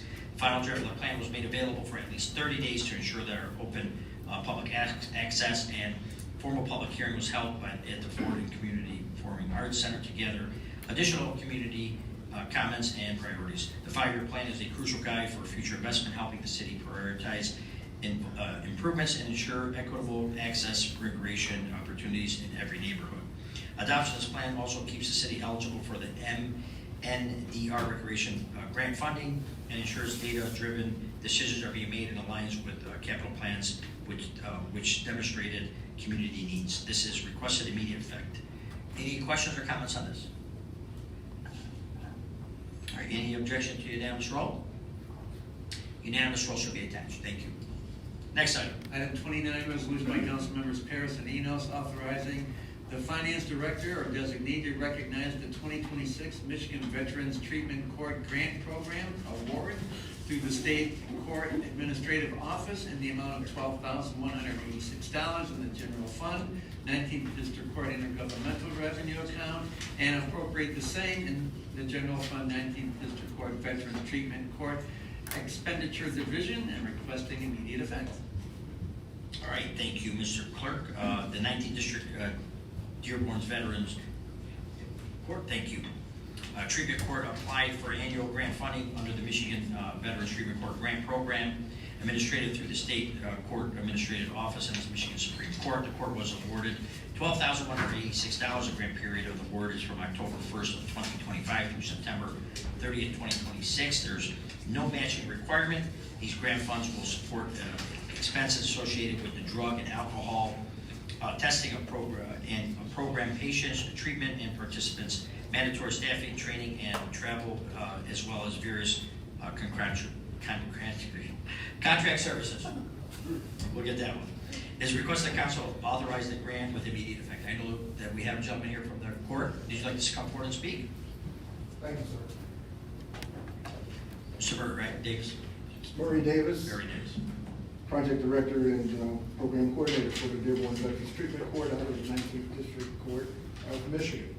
Let me just first say good evening to the council, President Zerini, council members, Mayor Hammoud, Corporate Counsel Romer, we'll talk about that later, and also Clerk Zerini. Thank you very much for this opportunity. Now, I want to just start off, because it's easy for me just to say, look, the resolution is for the annual award that we get from the Michigan Supreme Court every year. So that's not really the issue that I want to be able to spend with you for a few minutes. I wanted to take the opportunity to do a couple of things. One, explain to all of you, in case you're unaware, what the Veterans Treatment Court does. A lot of people don't know that yet, and I'll tell you why. Because what we do is we basically keep justice-involved veterans out of jail, and we basically treat them for the conditions that probably cause them to commit crimes to be in jail.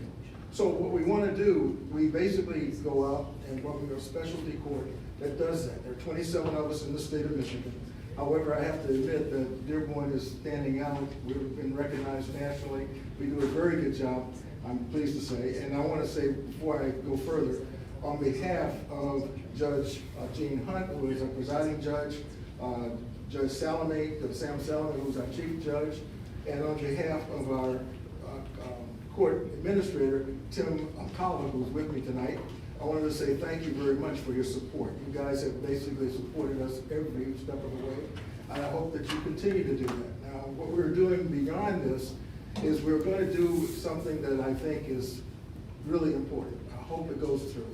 We've been fortunate enough to acquire and to be awarded a number of grants, actually totaling $1.3 million, believe it or not. And they've been over the last, since 2019. So what we want to do is we want to expand the services that we offer. Now, we've done some of that already. We've basically offered, as Councilman Herrick knows, we've offered a professional photography course. This is all through one of the federal grants that we were awarded a couple of years ago. In addition to that, we want to basically expand to something that we got a smaller award for this year, to do a project, a pilot project for creative arts. Now, if you consider the fact that a lot of these veterans come back with PTSD and other conditions, the creative arts, we believe, has a tremendous asset to solve some of the problems, to keep them from doing something that's really detrimental called suicide prevention.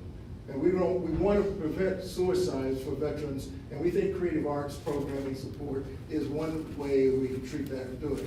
Now, we've been fortunate enough to do this small pilot during the part of the year this year. It had some success. Now I want to move forward with that and expand it and get it through and done through the other counties in southeastern Michigan. And so what we're going to do is we're going to hopefully get another award here in fiscal year 26 that would allow us from the federal government to expand that to the counties here in southeastern Michigan. Again, I think that's the kind of thing that we would like to be able to do going forward. I'm very proud of the fact that I'm a part of this team. Our team is extremely good. We're professional. We've done a very good job. We want to continue to do that. And the one thing I want to make sure is we always highlight the city of Dearborn. And the way we can do that, is to let the public know what the Dearborn Veterans Treatment Court does. And to help do that, we've used some of our funding that we got from the federal government to put on what we call a public awareness campaign, which consists of TV spots. So we have 30-second and 15-second TV ads. And if I got it right, well, I think we might be able to show that right now. Right, yep. We got it. Veterans risk their lives to protect ours, but many return home with PTSD and mental health issues, oftentimes leading to substance abuse, unemployment, homelessness, and arrest. Dearborn Treatment Court is here to help. If you or a loved one are a veteran and have been convicted of a nonviolent misdemeanor, we can keep you out of jail and offer treatment plans and classes to get you back on your feet. Veterans Treatment Courts save lives, families, and futures. Visit us online, call, or scan the QR code for help. That's one of the ads that we're running. And to let the public know, to let the law enforcement and the attorneys know that we're there and here to help those people that get in trouble. One other thing I'll point out before I leave is that these cards are all a part of what we've distributed to all of the patrol officers in the Dearborn Police Department. We really depend on them, as Chief Saheen knows, we really depend on them to identify the veterans when they stop them, before they arrest them and so forth, to get right in the beginning to get them into our program.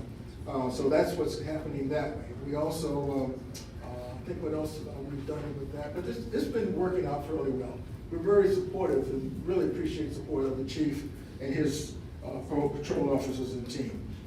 That's all I wanted to share with you here for any questions you might have. Thank you, Mr. Davis. For myself, I know that early on when when Gene Hunt was actually chief judge and he brought this forward, I had highlighted on my city communications, internet, what do you call it, CDTV segment. So I thought it was a great program, and I know that we get ebbs and flows as far as participants, but we got to keep it going and let people know that it's available. Like you said, I think it's underutilized, but it's a tremendous option for Dearborn people to be able to have this option. So we appreciate everything you've done, and thank you for bringing this presentation forward as well. You're welcome. Thank you for the time. Any one of my colleagues have any questions or comments? Sorry. Councilman Paris? Thank you, Council President. I just wanted to make a mention, Maureen, I know you and I have talked a number of times in council segment on your program a while back. I appreciate everything that you've done, and then also with the veterans programs throughout the city too. So thank you for that. If people are more interested in getting in touch with you, is that 943-2281 number the appropriate number? Direct to my desk, sir. Okay. And I remember that QR code. There's all sorts of information, and I have seen your commercials. Yeah, great. I also point out to you as well, we mentioned the QR code, we've updated it, and with the help of the Dearborn IT department, which has been extremely supportive, we finally, just last week, got that new QR code that appears on our TV ads to go directly to a page on our Veterans Treatment Court portal and be able to complete a contact form, and then gets that routed directly to our Veterans Court email address, and that's where I take over. Thank you. Thank you, we appreciate it. Any other questions or comments? Councilman Herrick? Thank you, Council President. When this came up on the committee of the whole agenda last week, I made a point of saying I'd like to see that it remains on the regular agenda, because I think that the work that you're doing with all the specialty court work deserves recognition from the public, whether it's just that we have an outstanding court right here in Dearborn, and the passion that you have for serving right here in Dearborn, or somebody knows somebody who might be eligible for one of these programs, might benefit from one of these programs. So I didn't even know that the commercials were coming out when I asked that, so this worked out perfectly, because I commend you for the work that you're doing, and our judges as well, because our courts are leading the way, it sounds like, when it comes to these kind of treatments. We're very fortunate here in Dearborn, and I want to add my congratulations to you, and understand that you're basically going to something different, but thank you for your support here in the council as well. Thank you. All right. Thank you, sir. Any objection to unanimous roll? Unanimous roll should be attached. Next item. Thank you, Item Davis. 30, resolution by council members Paris and Enos recognizing sponsorships received from Ford Motor Company for $10,000, Mustang Fence $7,000, Kroger $520, Yum Yum Donuts $285 for the city's annual Haunted Trail event. Also authorizing the finance director to recognize and appropriate excess financial sponsorship revenue above the fiscal year 2026 adopted budget in the amount of $5,000 in the Community Relations Department budget. Thank you, Mr. Clerk. This request to recognize and appropriate $5,000 in financial support received for the 2026 budget. In the $5,000 is requested to be recognized for following 4 sponsorships at the City of Dearborn's annual Haunted Trail event. Ford Motor Company with a $10,000 financial support, Mustang Fence with a $7,000 in-kind contribution, Kroger with a $520 in-kind contribution sponsorship, and Yum Yum Donuts $285 with an in-kind contribution. We're gonna have to look into that one there in the rec department. $285, I expect that at the police department, but we'll see how it goes with those events. It's also requested the finance director be authorized to appropriate this $5,000 into the budget of the community relations department. Any questions or comments? We want to thank the generous support that we have from the community, which will make Dearborn what it is. A lot of people are willing to give it. Any questions or comments?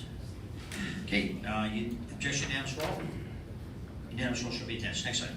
Item 31, resolution by council members Hamud and Paris recognizing sponsorships received from Ford Motor Company, $30,000, Walmart, $20,000, DTE, $5,000, Factory Coffee Roasters, $5,000, Mustang Fence, $1,000, Good to Glow, $200 for the city's new Wonderlights holiday event at Peace Park West.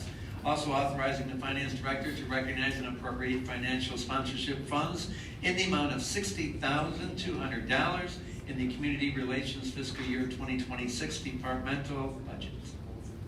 Okay, thank you, Mr. Clerk. This is to recognize multiple sponsorships received for a new Wonder Lights holiday event. The Community Relations Department and Philanthropy and Grants Departments secured multiple sponsorships for the new events. Ford Motor Company, we'd like to thank them for a $30,000 financial support.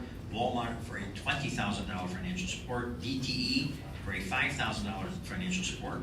Buckery Coffee and Roasters for a $5,000 financial support. Mustang Fence for a $1,000 in-kind contribution support.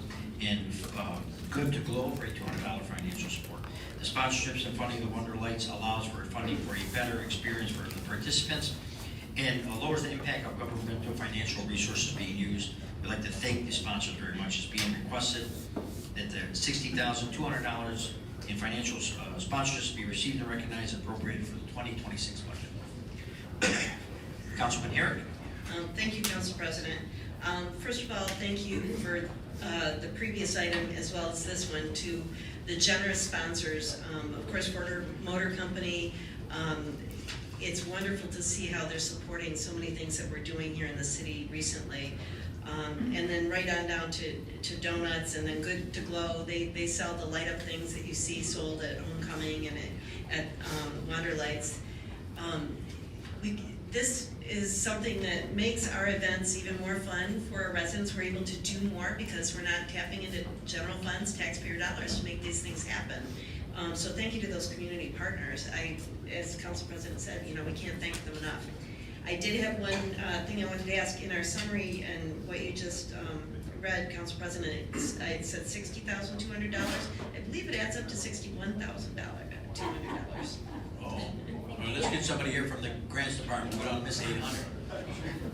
Oh, wait, I see why Mustang Fence was in kind.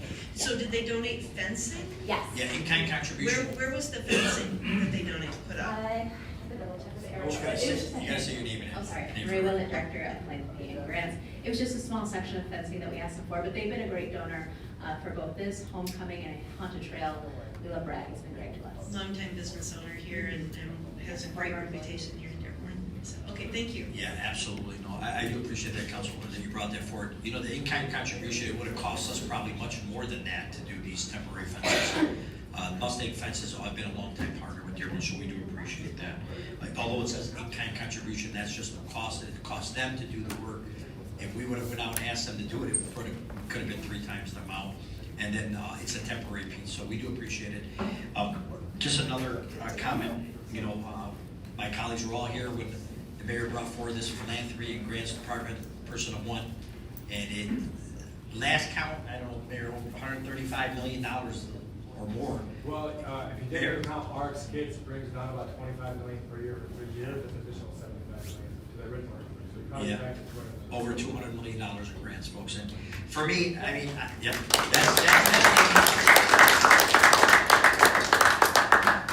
have been saying for many, many years, it's all of our money going up to the government, so whoever can get it back down to their city, that is a good thing. Very, very good thing. So we do appreciate the work. We know it's not easy, and I know we see the good ones passing. We know how much work you do that doesn't get through to the end, and that's okay. It's making a big impact for the city and the residents, so we do appreciate that. All right, any other questions or comments? Any objection to unanimous roll? Unanimous roll should be attached. Next item. Item number 32, resolution by council members Herrick and Enos, authorizing the finance director to accept the Michigan Department of Health and Human Services Firearm Injury Prevention Grant and recognize funding in the amount of $101,570 in the general fund, public health, intergovernmental revenue, state health and human services account, and appropriate the same in the general fund, public health, health and welfare, employee wellness programs, undistributed appropriations account. Also authorizing the finance director to sign the MDHHS contract on behalf of the city and requesting immediate effect.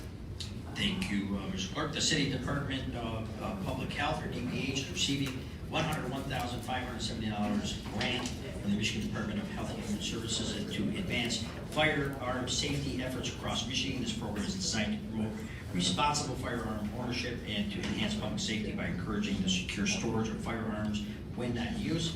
Department of Public, DPH, along with the City of Dearborn Police Department, to prevent firearm accidents and reduce unintentional injuries through the community outreach and education of firearm safety, as well as distributing safety kits such as including gun locks and educational materials. We have our director here, Director Abizzi. Would you like to speak on this? Thank you, Council President. we like to bring in money on money. I think public health continues to be one of the best investments that we can make. This is yet another example of that. Just want to tell a quick story. I've worked in government at different levels, and one of the dumbest ideas that government has overall is that you don't show people the sausage making. It's the idea that we do so much work behind the scenes. Don't tell people how that happens. It's not pretty. It's not pretty. But I do want to tell just a quick story about this grant. Last September, I gave a talk at my alma mater, University of Michigan, and a professor approached me afterwards, Professor Justin Hines, and he said, I've been following what DPH is doing very closely. I've been working with the state of Michigan, and I think there's an opportunity for us to collaborate. Council President, I say this with humility, but we're a department that's highly sought after for partnerships, and so I thought it was yet another, conversation that's going to go nowhere. I get on a call with Justin a few weeks later, and he says, I think there's an opportunity for us to work together. I want to fully fund a fellow to come to your department this summer, so that was last summer, and I want that fellow to work on things related to injury prevention and violence prevention.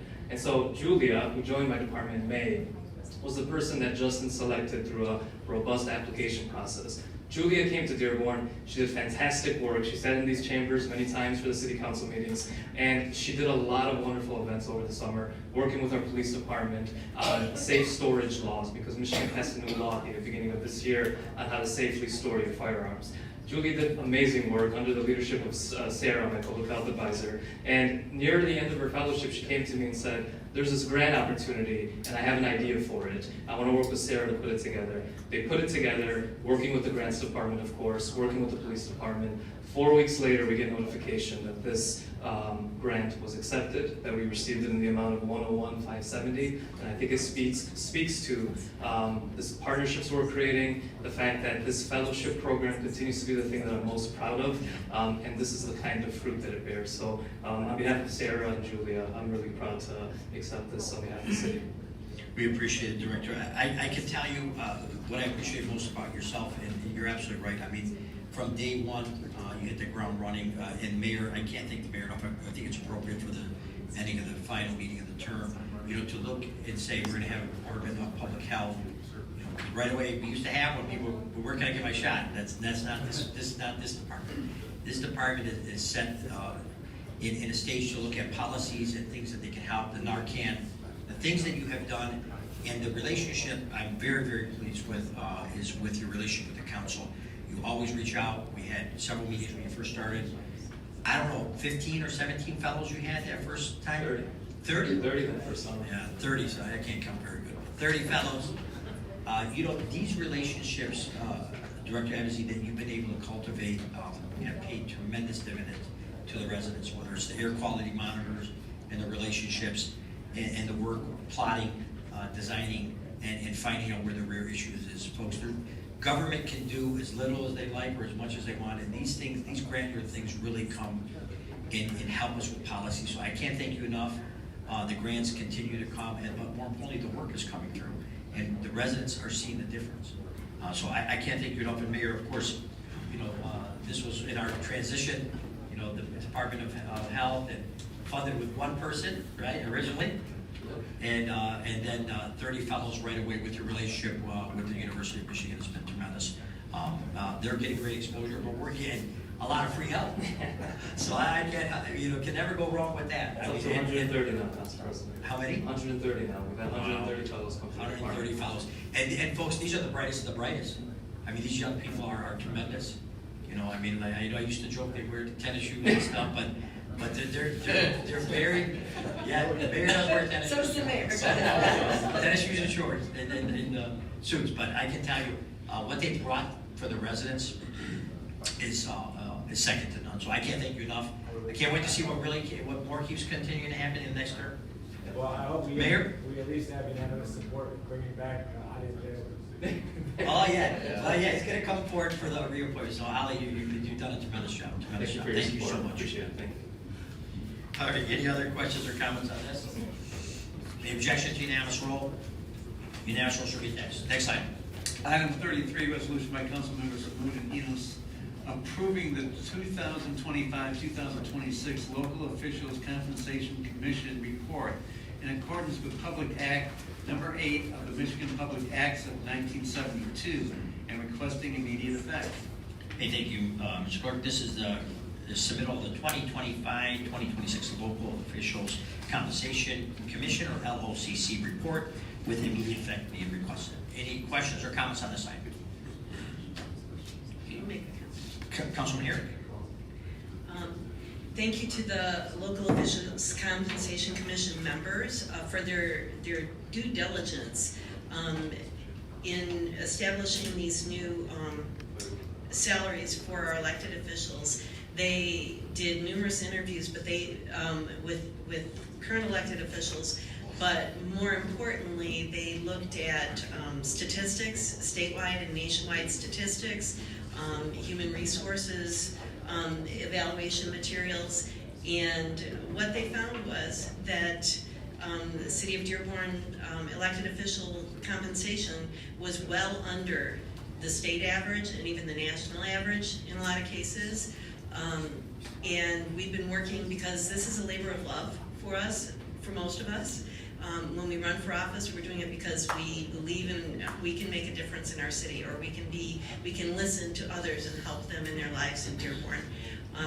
But people in other cities are doing the same, and if you just do a Google search about salaries of elected officials, you'll find that a $22,000 salary for a city council member in a city our size, with the responsibilities that we have, we were making about $8,000 less than most of the others in our city in comparables. And so thank you to the LOCC for looking into this and having good justification for what we're voting on tonight. Thank you. Thank you. Any other questions or comments?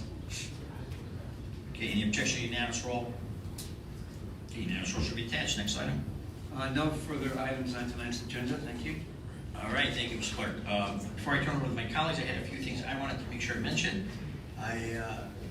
We have our finance director here. I want to congratulate our finance team for another tremendous audit through our partners, Plant Moran, coming out with an unmodified opinion for people to understand that. When you call the auditors on the phone, usually you need a couple hours. Ours was like 10 minutes. They didn't have much to say. It's always a positive. I can't thank you, Director, enough. Director Kennedy and Corey, your team. I know it's not one, but when we get an unmodified opinion with no findings and a clean audit like this, it makes a big difference, folks. We are doing the best we can, and it shows when you have a third party coming out and doing that. And I know we could talk later in the future regarding how well we're doing in our funding for our retirees and their pensions. I say that I would stand by that. I challenge any other city in the state of Michigan that is more funded or in better position than we are. That's a lot of work, but we've been able to continue to do it, make sure we make good on our commitments. So I can't thank the director enough for that audit.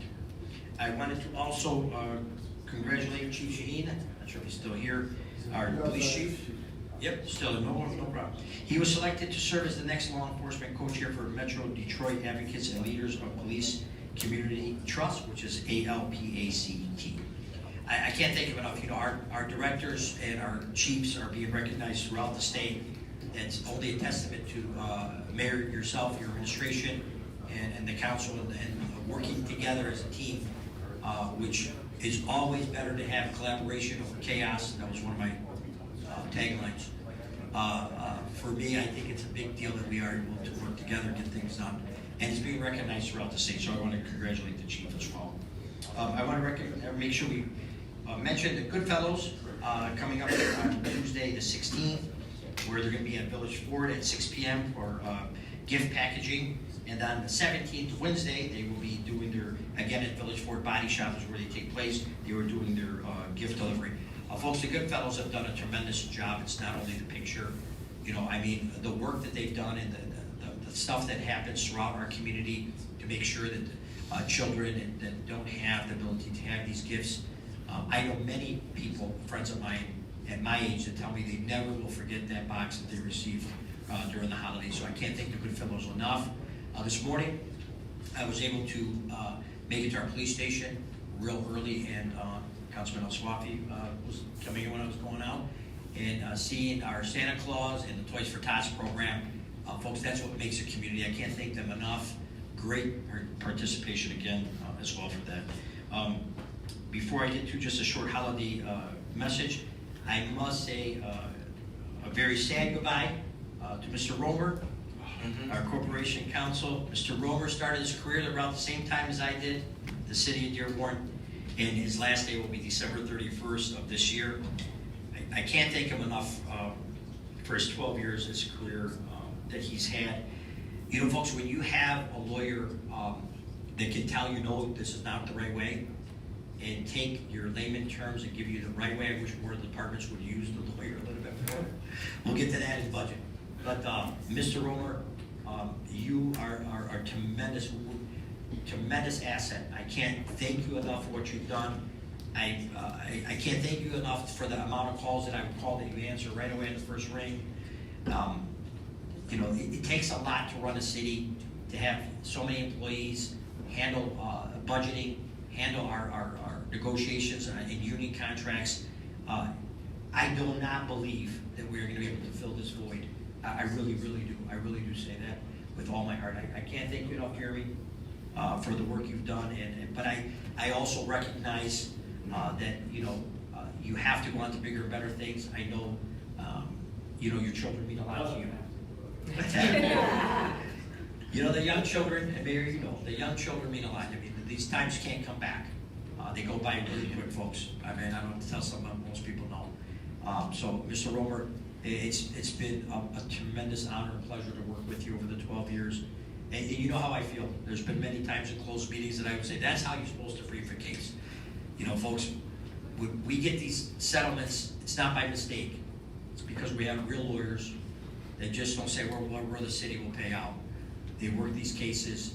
They understand that that money is taxpayer money, and it makes our job much, much easier. So, Mr. Romer, congratulations on your retirement from the city government aspect. I know you're still going to be a call away, and I can't thank you enough, Jeremy. I really, really can't thank you enough.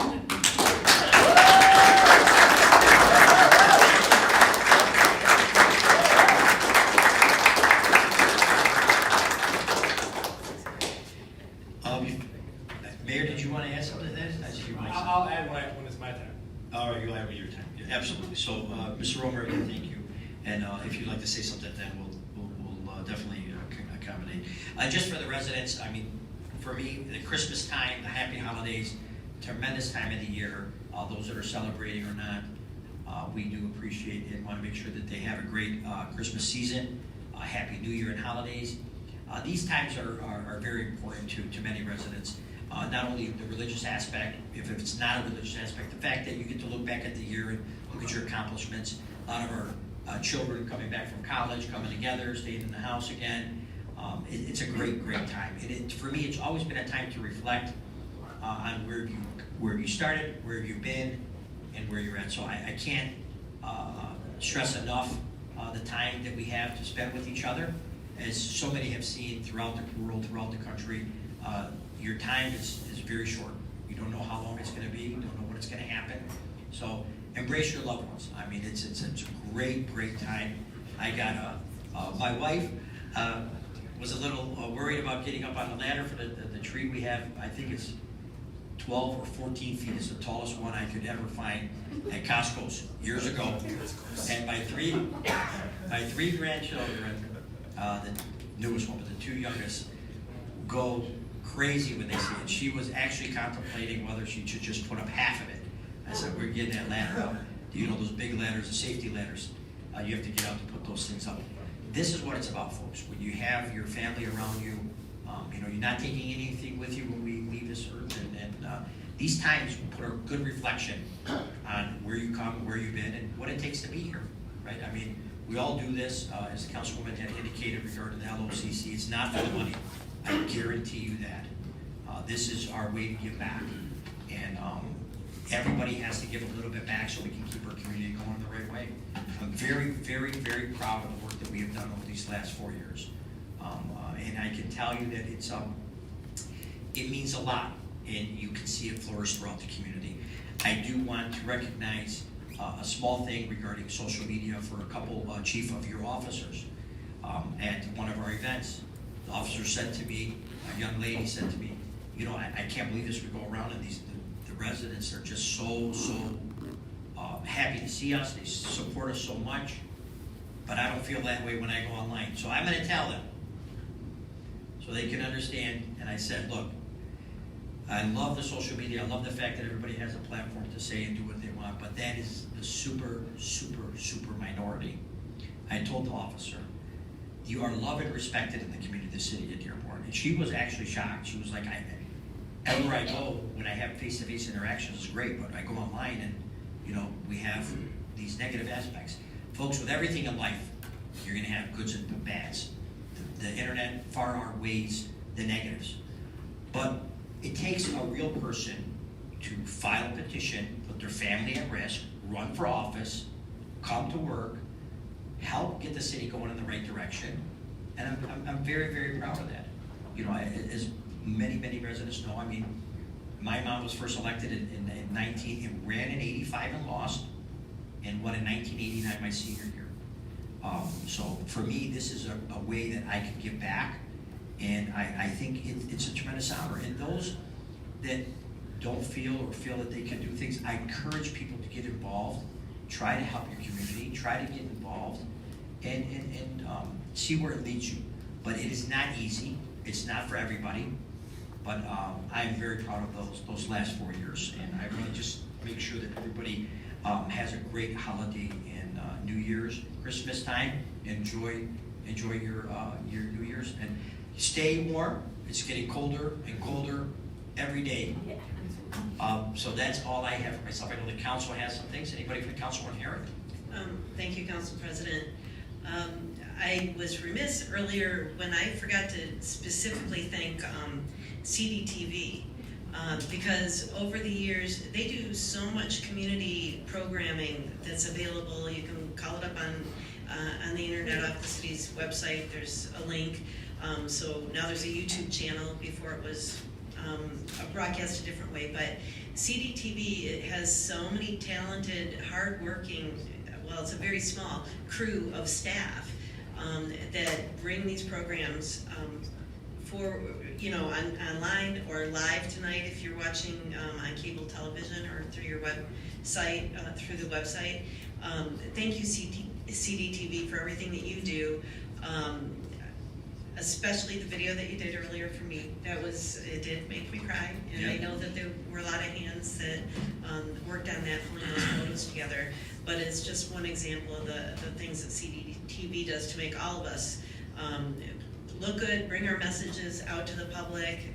Council in the Communities, our program, our television show that we each get a little segment that we can highlight something that's happening in the city or a city department. So thank you, CDTV. I also wanted to point out a couple things. The partnerships at the Ford Community Performing Arts Center with our arts organizations are phenomenal. So I think the Recreation Department, Sean Fletcher, and the folks in the Recreation Department in the theater end of the building.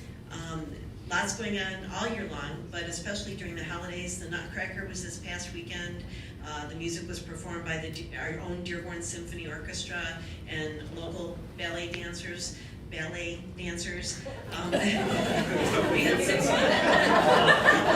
Revitalized. Yeah, I caught that. That'd be a different version of Nutcracker. So check out what's happening at the Ford Community Performing Arts Center and at the Players Guild at Dearborn. Right here in our own town, we have so much talent throughout the holidays and all year long. But today I want to call special attention to one group that I haven't talked about before at these meetings. It's the Dearborn Community Concert Band, and it's directed by Jeff Oshnock, who retired from Dearborn High School a few years ago. Beloved instructor in the music department there, and he has continued giving to our city in directing the concert band. The performers in the band are all local. Some of them are former students of Osh's. Others are friends of friends, that kind of thing. But they have a holiday performance that's completely free if you want to go and hear wonderful holiday music on December 17th at 7 p.m. In the Ford Community Performing Arts Michael A. Geidel Theater. So I just wanted to give them a shout out and of course all the other wonderful things coming up in the coming weekends, weeks from the city. Maybe the mayor will touch on some of those things, but lots going on at Peace Park West, Peace Park East. You can see the sculptures that are still out there. They've been, the ice sculptures, it's been cold enough that since last Friday, I'm sure that they're still looking pretty much the way they did when they were put on display on last Friday. But thank you, Dearborn, for having such a wonderful variety, robust arts programming, and I look forward to continuing to support that, and I'll be watching. So, thank you. Thank you, Councilman. Any other of my colleagues? Councilman Abraham. Thank you, Council President. I too would just want to wish everybody a safe and joyful holiday season, a Merry Christmas. As we wrap up this year, not only this year, but this term of office. I want to thank my colleagues too for a wonderful 4 years of accomplishments. We can all agree that we don't always agree, but I think this council has really responded well to the community and always act in a very professional and dignified manner. And if you look around other communities, you don't always see that, so we shouldn't take that for granted. I wanted to personally thank Council President on his last term for really elevating the council and the discipline and dignity to a very high standard. I think that other communities can look to as a new standard to how to operate and run not only meetings, but a group of people that have a lot of work to do. And then I'd be remiss if I didn't thank Jeremy Romer, our Corporation Counsel, for his years of service. I can tell you that over the last 6 terms of office for me, I've worked with a lot of appointed officials in this city. I can say I don't think Jeremy ever saw his phone ring with my name and didn't pick it up. He's always available. He always has the answers and is willing to get them if he doesn't, and is always very responsive. And he's always acted, again, in a very professional fashion that represents not only the administration and the council, but also the whole Dearborn community. Even though he doesn't live here, he's definitely a pillar of our community, and I think I'm going to miss you a lot, and I'm sad to see you go, but I'm with mixed emotions. I'm happy that you're making a life-changing decision that I think you'll be happy with in the long run. So, and last but not least, for Mayor Hammoud, 4 years in the books. I told you when you started, enjoy every minute of it, because it's going to go by fast, and you'll be running for re-election before you know it. I think tonight you probably look back and say, where did the 4 years go? But I think for most of us up here, we're fortunate enough to have another 4 years representing the city and making progress in the community so that we can all reach our goal of making Dearborn the best place to live and work in the world. So thank you. Thank you, Councilman. Any other of my colleagues? Councilman Hammoud? So, not to repeat what Bob said, but agree with everything you said. There's 2 things. One, I do want to highlight, I think we kind of skipped over it, but I think the Parks Master Plan is going to be something that is unbelievably accessible, and especially, I did notice that it said that we approved it tonight in the writing that was in the booklet, so clever move there. But I hope that people get a chance to look at it, because it does encompass a lot of the things that 4 years ago, when we were sitting around plotting about how we're going to do the peace parks, I remember saying, well, what about our existing parks? And I think this is kind of the type of document that I was looking for as far as the future decade almost worth of parks and park inventories, and really highlights a lot of the work that we've done in the last 4 years to update the parks with all of the ARPA money that we had, and kind of laying out the future of where we see them going. And that kind of brings me into my next point, which is I do want to recognize kind of, you know, what I'm reflecting today on how I felt when we first walked into this building versus how I feel walking out at the last meeting of our term. And I think it's just an unbelievable difference, honestly. And I think residents can feel it. I think that's why we had overwhelming participation, and re-election for the incumbents and not even a challenge in a primary. I think everybody feels that the city is rowing in the same direction. I think we have an unbelievable team, even though I am as well extremely disappointed that we're losing our corp counsel, who has been a fierce defender of the city, both in his capacity as an attorney for us, but also personally. I think people underestimate how many attacks get levied against him simply by sitting right over there. So, you know, I think it's important to recognize all the work that the staff has done, making us all look good for the past 4 years. And I actually have pulled up here a spreadsheet, sorry, Mayor. But it can, you know, when we first walked in, I remember I sat down with Council President Serini, and this is to give you credit as well, so don't worry, Mike. And we had here next year. Yeah. Right over here. But I want to talk about the beginning of this term. We had 18 major legislative items and kind of quality of life improvements. I'm not going to read them all, but we got every single thing done. We actually just finished the last one tonight. Priority number 2 on the list was actually the historic ordinance, and we managed to finish it in the last hour of our term. Yeah, I mean, hey, I don't know if, I think a lot of them are gone, but so they won't hear this, but you know, it was right after the water drainage investigation. That was priority number 1 when we first got in. So, you know what, I think, you know, I always was paranoid about government actually accomplishing things, just generally, and it takes forever and it's slow.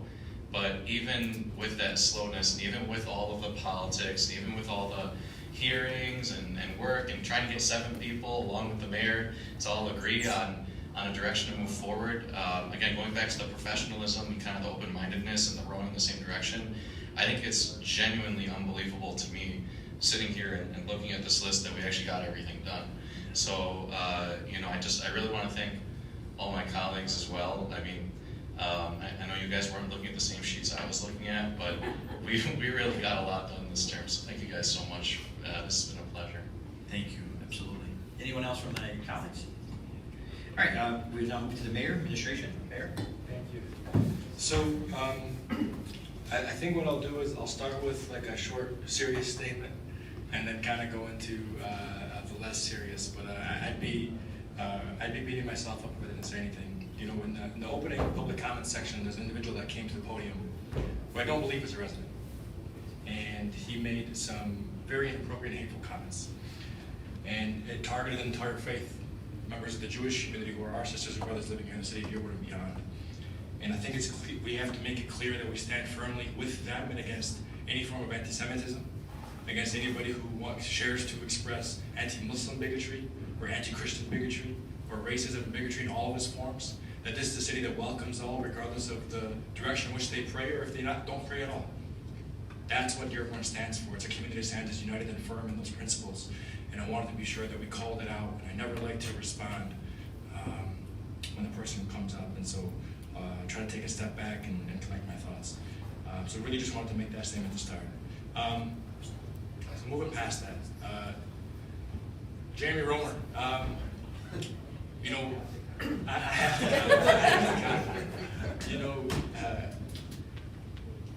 me and Jeremy have had many backs and forths, and it's always about where is the legal limit?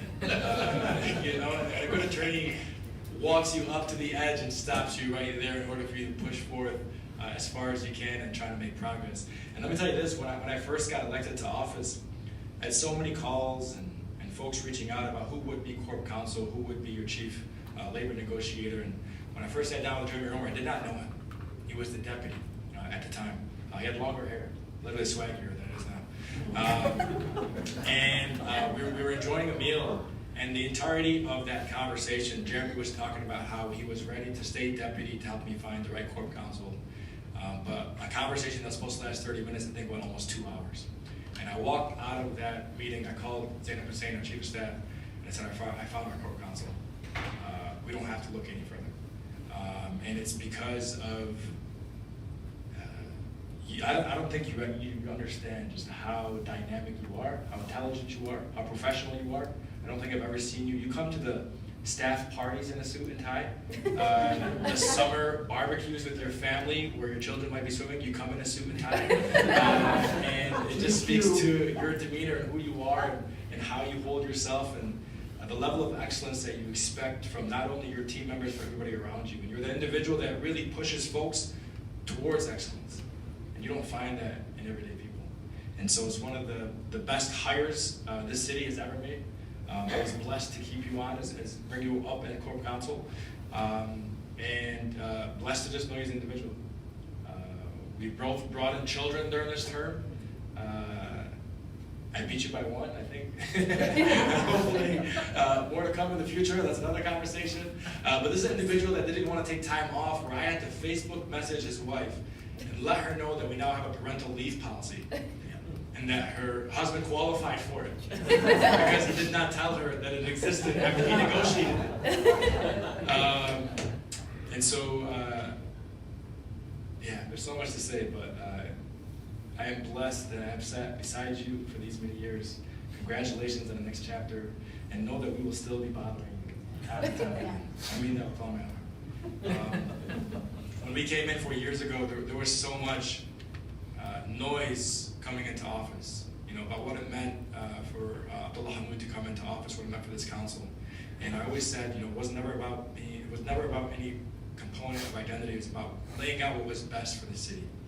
And I like to think that we pushed out in as quickly as possible fashion that a government can, moving through the bureaucratic red tape, really making transformative changes across the city, changes that every resident in every corner of the city can hopefully point towards and feel. And what I was most proud of, honestly, in all the accomplishments, on election day, it wasn't about the vote tallies for any of us. It was the fact that 4 years ago, when it was an open seat, we had record turnout. About 34%, 35% for a local election, which is, we still got to work on that, but relatively speaking, still high. On a re-election, you almost never get as high turnout. We beat the turnout from 4 years ago. And in fact, the city of Dearborn had one of the highest turnouts in the state of Michigan. We had the highest turnout for any city, I think, with more than 20,000 people living in it. Sterling Heights, Lansing, 18 to 20% turnout. Detroit celebrated 22% turnout. Dearborn Heights, 18% turnout. The closest, I think, was Hamtramck, close to 30% turnout. That was an open seat. We were almost to 36% turnout. And one of our staples in our strategic plan was to increase civic engagement. And I believe that when you do good, when people see good, then they want to be a part of the good. And hopefully that's what draws them out to the ballot box to cast their vote, to participate. Because this doesn't work if there's no co-governance side by side with people who are driving the city. And so that to me was the greatest accomplishment of the 4 years. One day I'll think about putting up my picture there, Dennis. But we're not done yet. It kind of feels like the All That show, if you grew up with that. Keenan and Kel come out on stage at the end. Keenan tells them what he wants them to bring out for the next episode. We're almost, it's Keenan and Kel and All That, both of them. But Merry Christmas to all of our residents who are celebrating. I wish everybody a Happy New Year. Wishing you a joyful time with loved ones, with family and friends. Wishing you the greatest of health, which is the most important. Hope you spend some time with family. I am trying to cherish that as much as I can during these days. I'm thankful for all of this council, for our agreements, our disagreements, for the growth that I think that we've all experienced. And I can't wait to share with you what the 4 years ahead, God willing, if we have those full 4 years, what they will look like. And I can't wait to share with the city of Dearborn residents what we have in store for them. So congratulations to all on a great term, and Happy New Year, Merry Christmas, Happy Holidays. Thank you. Thank you, Mayor. Thank you. Mr. Clark, anything from you to bring? No, my Christmas greeting is not going to be quite as long, but I think maybe just as important, and that is I'd like to thank the people, and the mayor had mentioned about the last election, the people that really work behind the scenes to make sure that things come out right at the end of the night. We may not get it as quickly as we hope, and we'll be working on that. But from the deputy to the election supervisor to everybody that works the elections and really put their heart and soul into their job, they get trained very little. They get trained 2.5, 3 hours, and are expected to go out and work a 15, 16, sometimes an 18-hour day to make sure that people have the opportunity to vote and make sure that that vote counts. And they sometimes don't get enough recognition for that, and maybe they don't even get enough recognition from me on that. But I want to publicly thank everyone that made our elections successful, as we have every year. Before I was clerk, and hopefully after I'm clerk, the elections will always run smooth, and Dearborn has been known for that. I was just at a conference with about 170 clerks up north, and we all got together and we say to ourselves, nobody understands us except for us, right? Because we're there every day, we see it, and a lot of other people don't see it. But we were able to congratulate ourselves and work on things that we all have to do to improve, and we're always working to improve. I think my staff would be the first to say we want to make improvements, we want to do a better job.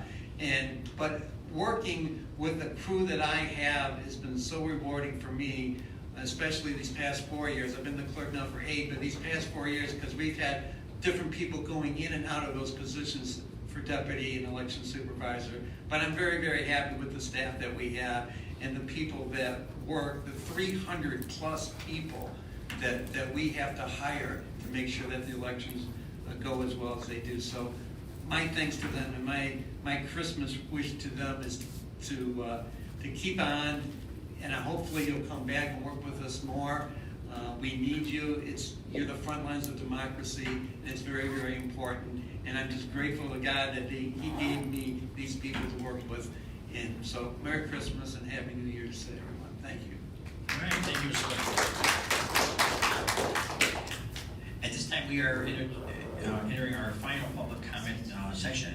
And if there's anyone here to address, I don't have any carrying cards. Anyone here to address the council regarding city business, you can just be recognized. You'll have a 3-minute time limit. All right. Thank you, everybody. Have a great holiday season. A motion to adjourn. Motion to adjourn by Councilman Herrick. We are adjourned.